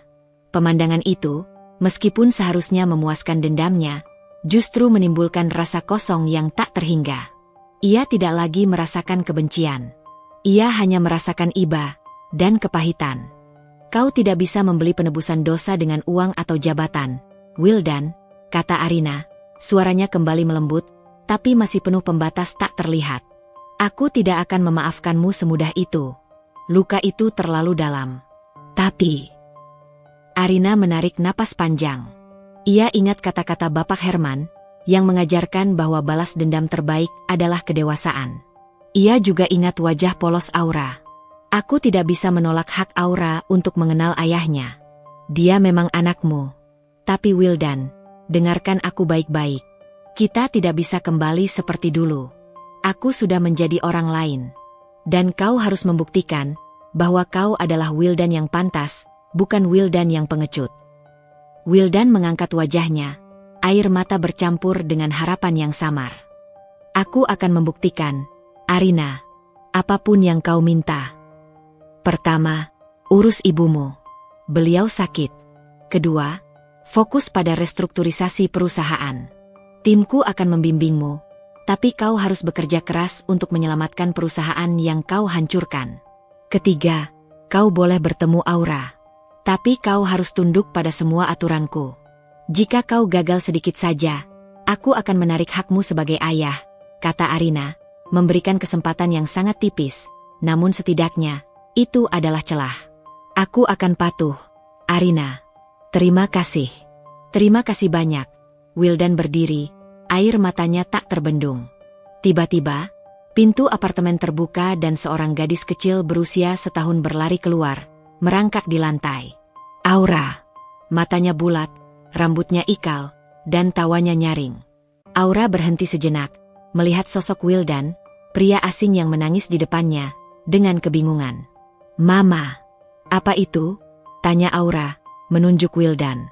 Wildan, melihat putri kecilnya untuk pertama kali, merasakan sambaran listrik kehangatan yang tak pernah ia rasakan seumur hidupnya. Wajah Aura adalah salinan kecil dari wajah Arina, tetapi ada sesuatu dalam tatapannya yang mengingatkannya pada dirinya sendiri. Wildan berlutut lagi, kali ini bukan karena memohon, tapi karena dorongan naluri. Halo, sayang. Halo, Aura, bisik Wildan, suaranya tercekat. Ia mencoba mengulurkan tangan. Aura tidak takut. Ia merangkak mendekat, menyentuh pipi Wildan yang basah oleh air mata dengan tangan mungilnya. Om, kenapa nangis? Wildan menggeleng, tidak sanggup bicara. Ia menatap Arina, meminta izin. Arina menghela napas, rasa sakit di hatinya melebur menjadi rasa iba melihat koneksi tak terucapkan antara ayah dan anak itu. Aura, ini teman mama. Namanya Om Wildan. Dia akan sering berkunjung mulai sekarang. Wildan mengangguk pada Arina, tatapannya penuh rasa terima kasih yang tak terhingga. Arina melihat ketulusan di mata Wildan. Ia tahu, Wildan yang sekarang, meskipun hancur, adalah Wildan yang tulus. Wildan memeluk Aura. Pelukan pertama seorang ayah kepada putri yang pernah ia tolak. Pelukan itu adalah janji diam untuk penebusan yang sesungguhnya. Setelah pengakuan yang menghancurkan di hadapan Arina dan perjumpaan pertamanya dengan Aura, hidup Wildan Wiratama memasuki fase metamorfosis total. Kepengecutan dan kebodohan masa lalu telah terbakar habis, digantikan oleh tekad yang sekeras baja untuk menebus dosa. Ia menerima syarat Arina tanpa protes dan mulai menjalani dua peran sulit, direktur utama yang digulingkan, dan ayah yang harus berjuang dari nol untuk mendapatkan kembali kepercayaan putrinya. Wildan, bersama tim restrukturisasi yang dipimpin oleh Arina melalui Daniel, bekerja tanpa mengenal lelah. Ia mulai dari bawah, memahami kelemahan perusahaannya yang selama ini tertutup oleh ego Nyonya Siti. Wildan yang dulu mudah terombang-ambing, kini menjadi sosok yang fokus dan pragmatis. Ia harus membuktikan pada Arina bahwa ia pantas mengelola perusahaan, bahkan di bawah pengawasan ketatnya. Laporan cash flow kuartal ini masih minus 15%, Bapak Wildan. Anda harus segera menjual aset yang tidak produktif, terlepas dari nilai sentimentalnya, ujar Daniel dalam rapat, dengan nada profesional yang dingin. Wildan mengangguk. Saya mengerti, Daniel. Saya sudah siapkan daftar aset yang akan dijual. Itu termasuk villa di puncak, aset yang selalu dipertahankan ibu karena katanya bersejarah. Saya tidak akan mengulangi kesalahan masa lalu yang mendahulukan sentimen daripada substansi bisnis. Perubahan Wildan bukan hanya di kantor. Peran sebagai ayah adalah medan perjuangan sesungguhnya. Ia diizinkan mengunjungi Aura 2 kali seminggu, selalu di bawah pengawasan Arina. Kunjungan pertamanya canggung dan penuh air mata. Wildan, yang terbiasa memegang kendali jutaan dolar, kini kebingungan menghadapi bayi berusia setahun yang hanya ingin bermain balok. Di kunjungan ketiga, Arina memberikan sedikit kelonggaran. Ia duduk di sofa, mengawasi interaksi mereka dari jauh, seolah ia adalah hakim yang tak kenal ampun. Wildan, Aura suka buku bergambar tentang hewan. Cobalah bacakan itu, saran Arina, tanpa menoleh. Wildan mengambil buku itu. Suaranya yang biasa menggelegar di ruang rapat, kini melembut. Ini gajah, Aura. Gajah yang besar. Aura tertawa kecil, memegang hidung Wildan. Suara tawa itu adalah melodi yang langsung menghapus semua rasa sakit Wildan.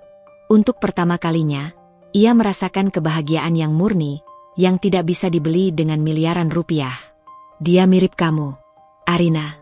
Keras kepala, tapi matanya penuh cahaya, bisik Wildan, menatap Arina. Dia adalah kombinasi dari kita berdua, Wildan. Keras kepala yang tahu kapan harus berjuang, balas Arina, tanpa ekspresi. Namun Wildan tahu Arina tidak lagi memancarkan kebencian. Dinding es di antara mereka perlahan mencair, namun hanya sebatas penghormatan orang tua dan rekan bisnis. Sementara Wildan berjuang menata hidupnya, kondisi Nyonya Siti semakin memburuk. Penyakit jantungnya maju dengan cepat, diperparah oleh tekanan emosional setelah semua kebohongannya terbongkar dan ia dipaksa menyerahkan kekuasaan. Wildan merawat ibunya dengan setia. Meskipun ia menyimpan kecewa yang teramat dalam, ia adalah putra tunggal Nyonya Siti. Ia tidak ingin ibunya pergi dalam penyesalan yang mendalam. Suatu sore, Wildan membawa Aura mengunjungi Nyonya Siti di kamar tidurnya. Ini adalah permintaan Wildan, meskipun ia tahu ini sangat sensitif bagi Arina. Bu, lihat. Ini Aura. Cucu ibu, Wildan membisikkan, mengangkat Aura agar bisa dilihat Nyonya Siti. Nyonya Siti, yang kini terlihat sangat renta dan pucat, menatap Aura. Ia tidak lagi melihat ancaman atau harta, ia hanya melihat bayi mungil yang polos yang wajahnya sedikit mirip dengannya. Air matanya menetes. Maafkan nenek, nak. Nenek adalah orang jahat, bisik Nyonya Siti, tangannya mencoba menggapai Aura. Wildan menahan napas. Ia menatap ibunya, menanti pengakuan tulus yang ia butuhkan untuk memaafkan. Nyonya Siti kemudian menatap Wildan. Wildan, panggil Arina. Ibu ingin bicara dengannya. Sendirian. Wildan menghubungi Arina. Meskipun ragu, Arina datang. Ia masuk ke kamar Nyonya Siti dengan langkah hati-hati. Kau datang. Nyonya Siti tersenyum samar. Senyum yang kini jauh dari keangkuhan. Saya datang, Nyonya Siti, jawab Arina, berdiri di sisi tempat tidur. Jangan panggil aku Nyonya Siti. Panggil aku Ibu. Untuk sekali ini saja. Aku tahu, aku tidak pantas. Tapi aku harus mengatakan ini sebelum aku pergi. Nyonya Siti batuk-batuk. Aku memohon maaf padamu, Arina. Bukan hanya karena mengusirmu, tapi karena memalsukan kebenaran. Aku mencabut semua kata-kata kasarku padamu. Kamu adalah wanita yang kuat. Wildan tidak akan bertahan tanpa kamu. Aku melakukan semua ini karena cinta yang salah. Cinta yang didorong oleh ketakutan. Nyonya Siti berhenti sejenak untuk menarik napas. Terima kasih, Ibu. Karena sudah menjaga Wildan, lanjut Nyonya Siti. Ia meraih tangan Arina yang dingin. Ambillah perusahaan ini, Arina. Perbaiki Wildan. Kamu adalah tangan yang lebih bijaksana. Aku merestui kalian. Aku merestui pernikahanmu kembali dengan Wildan, jika itu yang kamu inginkan. Kamu adalah yang terbaik untuknya. Air mata Arina tumpah. Ia tahu, permintaan maaf ini tulus. Ia melihat penyesalan yang menggantung di setiap helai napas Nyonya Siti. Selama setahun penuh, ia menantikan momen ini. Bukan untuk menghina, tapi untuk melihat kebenaran. Saya memaafkan Ibu, bisik Arina. Saya akan menjaga Wildan dan Aura. Saya janji. Nyonya Siti tersenyum. Senyum tulus yang menjadi senyum terakhirnya. Ia menutup mata dengan damai, setelah memberikan restu terakhirnya dan melepaskan Wildan dari belenggu kendalinya. Wildan, yang berdiri di ambang pintu, melihat semuanya. Ia melihat Arina memegang tangan ibunya saat ibunya mengembuskan napas terakhir. Di tengah duka, Wildan merasakan kedamaian yang aneh. Ibunya telah pergi, tapi ia telah meninggalkan penebusan dan harapan. Setelah pemakaman Nyonya Siti, Arina dan Wildan duduk bersama di taman belakang rumah Wildan. Mereka tidak lagi berbicara tentang bisnis atau masa lalu. Mereka hanya berbicara tentang masa depan Aura. Aku akan menjual rumah ini, Arina. Terlalu banyak memori buruk di sini, kata Wildan, suaranya kini tenang, namun tegas. Jangan buru-buru. Fokus pada perusahaan. Timku hampir menyelesaikan restrukturisasi. Hasilnya sangat bagus. Gema Abadi Ventures sangat puas, jawab Arina.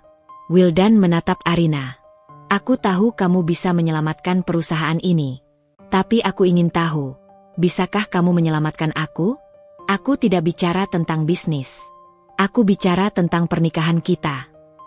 Arina menatap Wildan. Mata Wildan kini adalah cermin kejujuran. Tidak ada lagi kepengecutan atau bayangan ibunya di sana. Aku tidak bisa kembali ke Wildan yang dulu. Wildan, aku sudah bukan Arina yang sama. Dan aku tidak akan membiarkanmu menjadi suami yang sama, kata Arina.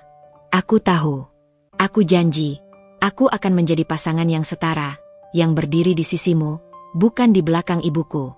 Aku akan menjadi rekanmu dalam mengurus Aura, dan rekanmu dalam mengelola perusahaan. Aku tidak menuntutmu menjadi istriku sekarang.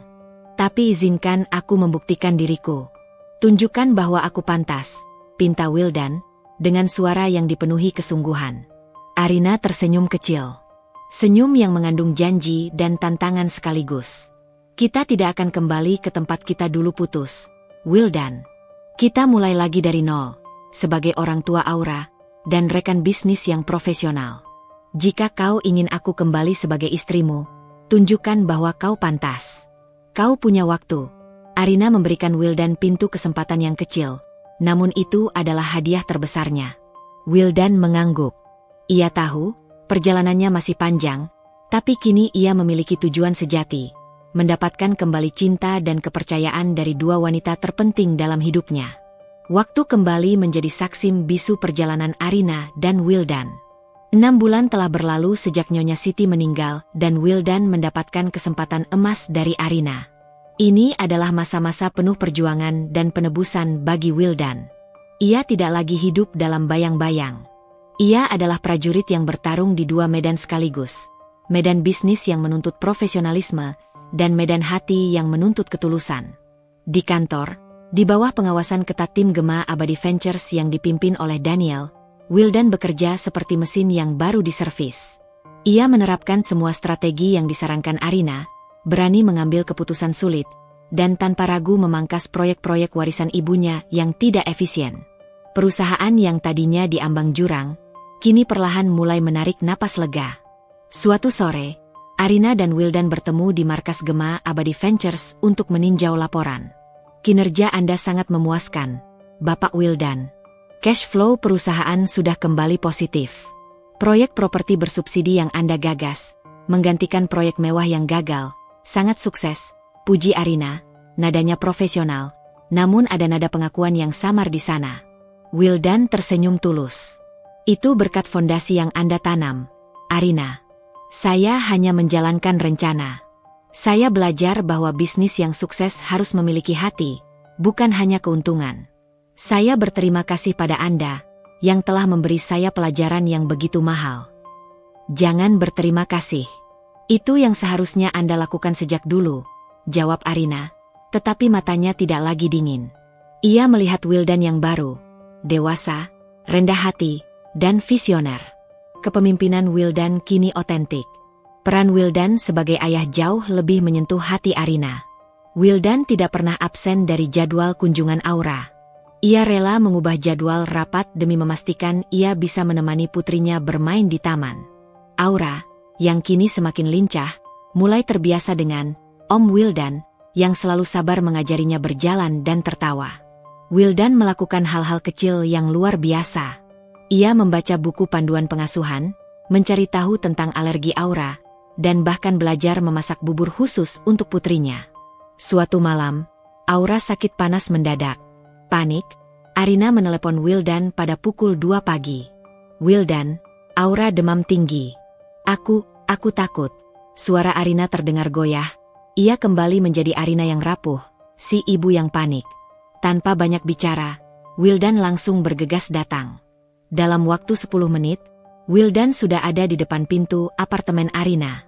Ia tidak datang dengan tangan kosong. Ia membawa termometer digital, obat penurun panas anak, dan cold pack dari apotek 24 jam.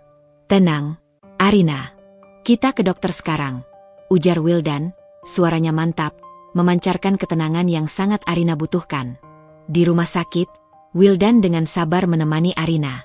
Ia menggenggam tangan Aura, menenangkan Arina yang terlihat cemas, dan berinteraksi dengan dokter dengan penuh tanggung jawab. Ia adalah batu karang yang kokoh di tengah badai kepanikan Arina. Setelah Aura tertidur pulas dan demamnya mulai turun, mereka duduk di sofa ruang tamu Arina, dalam keheningan yang intim. Terima kasih, Wildan. Aku tidak tahu harus bagaimana tanpamu tadi, bisik Arina. Wildan menoleh, tatapannya lembut. Aku ayahnya, Arina. Tugas dan tanggung jawabku. Aku tidak akan pernah membiarkan kalian berdua sendirian lagi. Tidak akan pernah. Wildan tidak mengambil kesempatan ini untuk membahas masa lalu atau pernikahan. Ia hanya fokus pada tugasnya sebagai ayah dan pelindung. Kesabaran dan konsistensi Wildan dalam 6 bulan ini adalah hadiah yang jauh lebih mahal daripada jutaan uang yang ia selamatkan di perusahaan. Melihat sosok Wildan yang baru ini, dinding pertahanan Arina mulai retak. Ia menyadari, kebencian dan dendamnya telah menguap, digantikan oleh rasa hormat, dan yang paling mengejutkan, api cinta yang redup kini menyala kembali. Suatu hari, Arina bertemu Bapak Herman di sebuah kafe. Ia menceritakan semua perubahan Wildan. Bapak Herman, Wildan sudah benar-benar berbeda. Ia menjadi ayah yang luar biasa, pemimpin yang kuat, dan bahkan ia tidak pernah membahas tentang pernikahan kami lagi. Ia hanya fokus membuktikan dirinya. Bapak Herman tersenyum, menyesap kopinya. Tentu saja dia berubah, Nak. Kamu telah memberinya pelajaran terbaik dalam hidupnya. Kamu telah memaksanya keluar dari cangkang kepengecutannya. Dia sekarang adalah pria yang sesungguhnya. Pertanyaannya, Arina, bagaimana dengan hatimu? Arina menunduk. Ia diam untuk waktu yang lama. Saya sadar, Pak, bahwa saya masih mencintainya. Dia telah memperbaiki dirinya hingga ke akar-akarnya. Saya tidak bisa terus lari dari perasaan ini hanya karena trauma masa lalu. Wildan yang sekarang adalah pria yang saya impikan dulu. Kalau begitu, kenapa kamu tidak memberinya tahu? Tanya Bapak Herman. Saya takut. Saya takut jika saya memberinya harapan, ia akan kembali menjadi Wildan yang lama, Wildan yang arogan. Saya takut mengulang kesalahan, jawab Arina jujur. Cinta sejati tidak didasarkan pada ketakutan, Arina, tapi pada kepercayaan. Dia sudah membuktikan dirinya. Sekarang giliranmu untuk menunjukkan bahwa kamu berani mengambil risiko demi kebahagiaan sejati, nasihat Bapak Herman. Malam itu, Wildan datang ke apartemen Arina untuk menjemput Aura setelah playdate. Aura berlari memeluk Wildan. Papa Wildan, besok janji ajak Aura ke taman, seru Aura. Kini sudah bisa bicara dengan lancar. Panggilan Papa Wildan itu adalah hadiah terindah bagi Wildan. Ia menatap Arina, menunggu koreksi, menunggu batasan. Arina hanya tersenyum. Tentu, sayang. Papa Wildan akan mengantar ke taman besok. Wildan menatap Arina, kebingungan dan penuh harapan. Arina, kamu tidak melarang Aura memanggilku Papa? Tidak.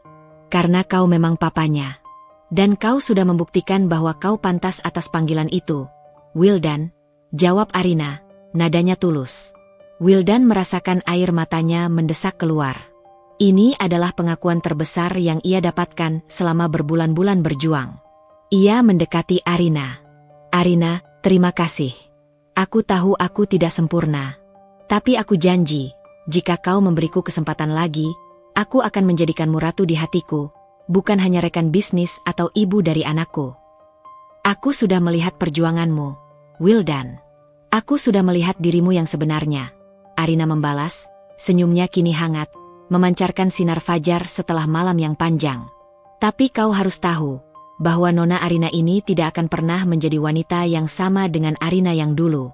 Aku akan menjadi rekan setara, di rumah dan di perusahaan. Itu yang aku inginkan. Aku butuh kamu, Arina.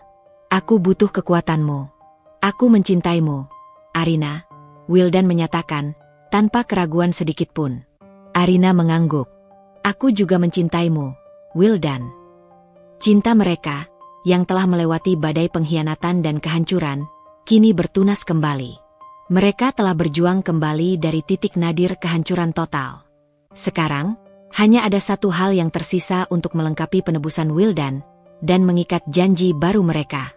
Setelah pengakuan yang saling membebaskan, kehidupan Arina dan Wildan tidak langsung kembali normal, melainkan memasuki babak baru yang lebih matang, didasari oleh rasa saling menghormati dan kepercayaan yang telah ditempa dalam api penderitaan.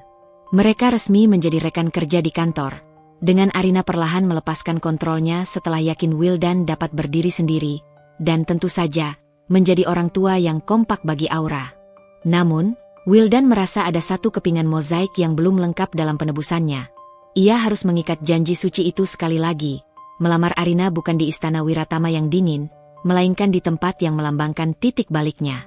Wildan merencanakan lamaran ini dengan hati-hati, meminta bantuan penuh dari Bapak Herman dan Daniel, yang kini menjadi sekutu utamanya. Ia ingin lamaran ini menjadi simbol pengakuan dosa dan janji yang baru. Sore itu, Wildan mengajak Arina dan Aura pergi. Ia tidak memberitahu Arina kemana tujuan mereka. Aura, yang kini sudah berusia 2 tahun dan sangat terikat pada ayahnya, tertawa riang di mobil. Papa, kita mau kemana? Tanya Aura, duduk di kursi belakang. Kita mau ke tempat Papa dan Mama berjuang untuk menjadi yang terbaik, sayang, jawab Wildan, menatap Arina yang duduk di sampingnya. Arina hanya tersenyum tipis, penasaran. Mobil itu berhenti di depan sebuah rumah sederhana dengan gerbang kayu usang yang damai. Rumah yang sama, yang menjadi oasis perlindungan bagi Arina setahun lebih lalu. Rumah Bapak Herman. Di depan gerbang, Bapak Herman dan Bei Inah sudah menunggu, tersenyum hangat. Selamat datang kembali, Nak. Kali ini bukan karena darurat, melainkan karena cinta, sapa Bapak Herman. Arina terharu. Ia melangkah keluar mobil, dadanya dipenuhi kehangatan. Ia mengerti, Wildan tidak membawa mereka ke tempat yang mewah, melainkan ke tempat yang penuh makna. Wildan menggandeng tangan Arina. Ingat, Arina, di rumah ini, kamu mendapatkan kekuatanmu kembali. Di depan gerbang ini, kamu diusir dan melahirkan, sendirian. Tempat ini adalah titik nadir kita. Dan aku ingin kita memulai kembali, di titik balik ini. Wildan menatap Arina, matanya bersinar kejujuran tanpa batas. Ia berlutut di halaman rumput, tepat di tempat Arina dulu ambruk tak berdaya. Kali ini, ia berlutut bukan karena rasa bersalah, melainkan karena cinta. Wildan mengeluarkan sebuah kotak beludru kecil. Isinya bukan berlian besar yang berkilauan, melainkan 2 buah cincin sederhana. 1 cincin perak yang dulu selalu dipakai Arina, dan 1 cincin baru yang terbuat dari emas putih dengan ukiran inisial A dan W. Arina, wanita yang kucintai, yang kutinggalkan dalam kehinaan, dan kini kucintai dengan segala kehormatan. Wildan memulai, suaranya tulus dan bergetar karena emosi yang tertahan.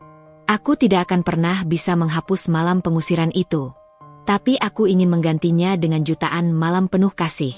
Aku ingin kita membangun mahligai baru, bukan mahligai kaca yang rapuh dan dingin seperti dulu, melainkan bahtera yang kokoh, didasari oleh kesetaraan, kejujuran, dan cinta yang diuji. Wildan mengangkat cincin perak itu. Cincin ini melambangkan Arina yang dulu, wanita sederhana yang tulus. Cincin emas ini melambangkan Nona Arina yang sekarang, wanita kuat yang tak tertandingi. Aku ingin kedua dirimu. Aku butuh kamu sebagai istri, sebagai rekan bisnis, dan sebagai ibu yang luar biasa bagi putriku. Ia menatap Aura yang kini berdiri di sampingnya, memegang kaki Wildan. Aura sudah punya papa, dan papa ingin dia punya mama yang resmi, selamanya. Maukah kamu, Nona Arina, menikah denganku lagi? Maukah kamu menjadi pendamping hidupku yang setara? Air mata Arina mengalir deras, membasahi pipinya. Air mata kali ini adalah air mata pemurnian, membersihkan sisa-sisa kepahitan masa lalu. Ia melihat keikhlasan dan kerendahan hati yang begitu besar dari Wildan. Semua pengorbanan dan perjuangan Wildan telah membuahkan hasil yang manis. Wildan, kau tidak perlu berlutut. Kau sudah berdiri tegak di mataku sejak lama. Jawab Arina, suaranya serak. Aku menerima lamaranmu. Bukan karena harta, bukan karena nama, tapi karena kau telah menjadi pria yang kucintai. Aku bersedia membangun bahtera baru bersamamu, dengan satu syarat, kita tidak akan pernah membiarkan kebohongan atau pihak ketiga merusak kita lagi. Aku janji, Arina, demi Tuhan dan demi Aura, kita akan selalu setara. Wildan berdiri, air matanya juga menetes. Wildan menyematkan cincin emas putih itu di jari manis Arina. Ia kemudian memeluk Arina erat-erat, diiringi tepuk tangan haru dari Bapak Herman dan Bei Inah. Aura melompat kegirangan, memeluk kaki kedua orang tuanya. Hore! Papa Mama menikah, teriak Aura polos. Pernikahan kedua mereka diadakan secara sederhana, hikmat, dan penuh kehangatan, jauh dari kemewahan pameran Nyonya Siti yang dulu. Di pelaminan, Arina tidak mengenakan gaun mahal yang berlebihan, melainkan gaun yang elegan dan mencerminkan kesederhanaannya. Bapak Herman berdiri memberikan wejangan, senyumnya penuh makna. Kalian adalah bukti bahwa cinta sejati harus melewati ujian terberat. Wildan, kamu belajar bahwa kepemimpinan sejati dimulai dari rumah. Arina, kamu belajar bahwa kekuatan sejati terletak pada kemampuanmu untuk memaafkan. Ingatlah, bahwa mahligai yang sesungguhnya bukan dibangun dari marmer dan emas, melainkan dari kepercayaan yang utuh dan komitmen untuk selalu setara. Wildan dan Arina memulai hidup baru mereka. Wildan, dengan bekal ilmu dari Arina dan Bapak Herman, berhasil mengembalikan kejayaan Wiratama Group, bahkan memperluas ke sektor teknologi pangan yang diinisiasi Arina. Arina tetap memegang posisinya di Gema Abadi Ventures untuk sementara, memastikan perusahaan Wiratama Group berjalan dengan baik, sebelum akhirnya memutuskan untuk menjadi partner strategis Wildan di perusahaan keluarga. Mereka membeli rumah baru yang sederhana namun modern, jauh dari istana marmer yang dingin. Rumah yang kini dipenuhi tawa aura dan kehangatan yang sesungguhnya. Wildan sering memandang Arina, istrinya, yang kini duduk di depannya saat rapat, dengan kekaguman dan cinta yang tak terhingga. Ia tahu, Ia adalah pria paling beruntung di dunia. Ia telah kehilangan segalanya, hanya untuk mendapatkan kembali istrinya dan putrinya dengan versi yang lebih baik dan lebih kuat. Arina pun sering menatap Wildan, suaminya, yang kini menjadi sosok ayah dan pemimpin yang ia butuhkan. Ia menyadari, balasan terindah bukanlah kehancuran, melainkan melihat orang yang pernah menyakitinya berubah menjadi pria yang lebih baik karena kesalahannya. Kisah mereka adalah bukti abadi bahwa titik nadir bisa menjadi titik balik yang paling indah, asalkan kita berani mengubah kepedihan menjadi kekuatan, dan mengganti dendam dengan kesempatan untuk menebus. Babak baru mereka telah dimulai, bukan sebagai kisah dongeng, melainkan sebagai kisah nyata tentang pasangan setara yang berbagi tanggung jawab, cinta, dan kekuasaan yang utuh. 3 tahun berlalu sejak pernikahan kedua Arina dan Wildan, sebuah ikatan yang kini kokoh seperti baja yang telah melewati proses pendinginan ekstrim. Mereka menetap di rumah baru mereka, yang didesain minimalis namun fungsional, mencerminkan nilai-nilai baru yang mereka anut, fokus pada esensi, bukan pada tampilan luar. Aura, kini berusia 5 tahun, tumbuh menjadi gadis kecil yang cerdas dan penuh kasih sayang, menjadi mata air kebahagiaan yang tak pernah kering bagi kedua orang tuanya. Arina akhirnya mengundurkan diri dari Gema Abadi Ventures setelah memastikan Wiratama Group stabil dan memiliki fondasi yang kuat. Namun, ia tidak berhenti berkarya. Ia mendirikan perusahaan holding sendiri, Aura Strategics, yang fokus pada konsultasi manajemen dan investasi berkelanjutan, seringkali bermitra dengan Wiratama Group. Wildan, sebagai CEO Wiratama Group yang telah direstrukturisasi, menyambutnya sebagai rekan setara yang tak ternilai. Pagi itu, suasana di meja sarapan Wildan dan Arina adalah harmoni yang seimbang. Mereka bukan hanya suami istri yang bertukar ciuman singkat, tetapi juga rekan bisnis yang membahas strategi sebelum hari kerja dimulai. Laporan konsolidasi untuk proyek Green City sudah siap, Arina. Tapi kita punya masalah dengan suplai bahan baku organik. Kontraktor lama masih sulit diajak bekerja sama, kata Wildan, sambil membantu Aura memotong pancake. Arina menyesap tehnya. Aku sudah menduga. Kontraktor itu masih menggunakan metode lama. Aku akan mengatur pertemuan video conference jam 2 siang dengan tim dari Aura Strategics. Kita tawarkan mereka model bisnis bagi hasil, bukan hanya kontrak beli putus. Kita harus membuat mereka merasa menjadi pemilik bagian dari proyek kita, bukan sekadar pemasok. Wildan tersenyum kagum. Solusi yang elegan.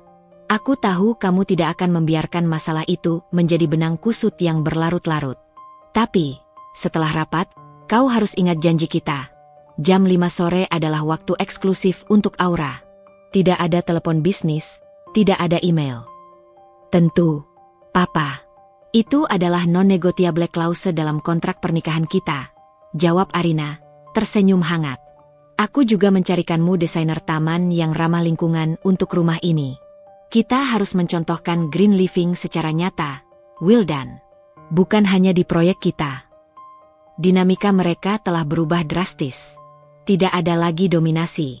Wildan yang sekarang tidak pernah merasa terancam oleh kecerdasan dan kekuatan finansial Arina. Sebaliknya, ia melihatnya sebagai sayap kedua yang membawanya terbang lebih tinggi.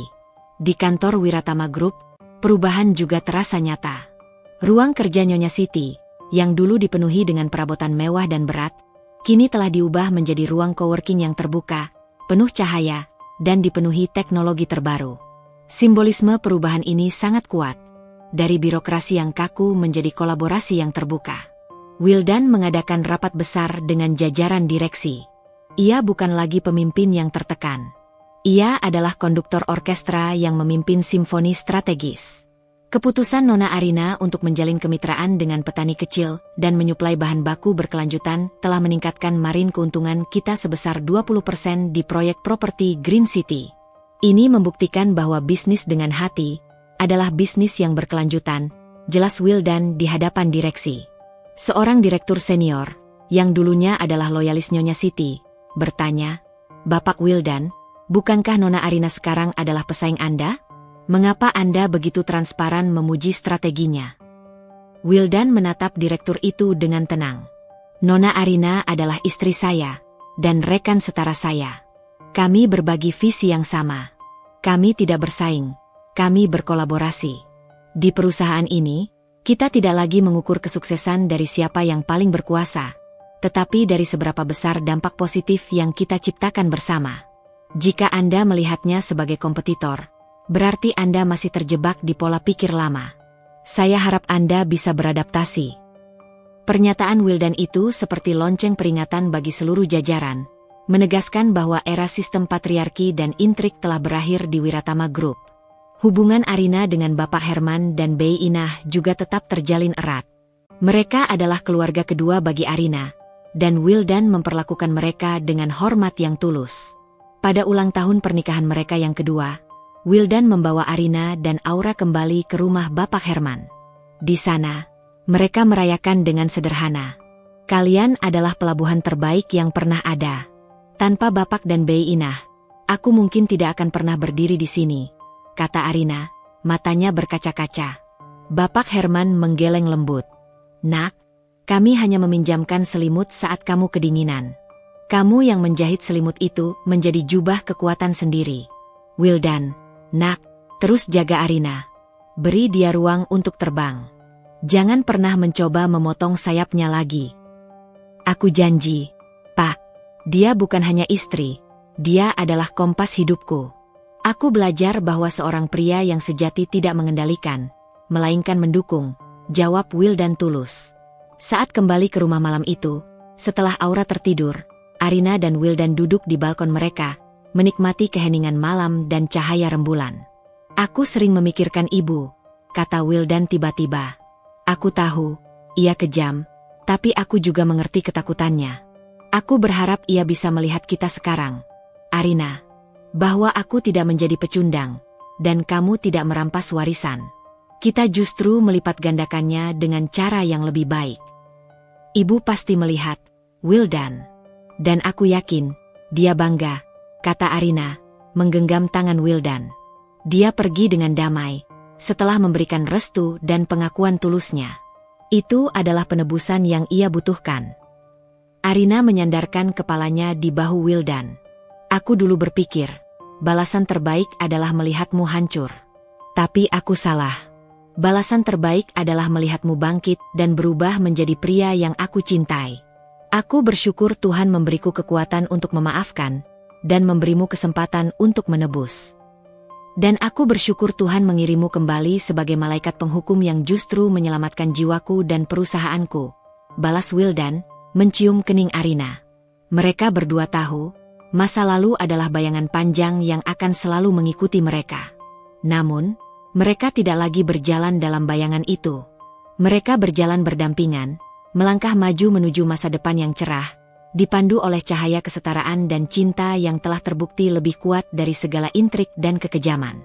Kisah Arina dan Wildan bukan lagi tentang dendam, tetapi tentang cinta yang menang melalui penebusan dan keberanian untuk membangun kembali, di atas fondasi yang lebih kuat dan abadi.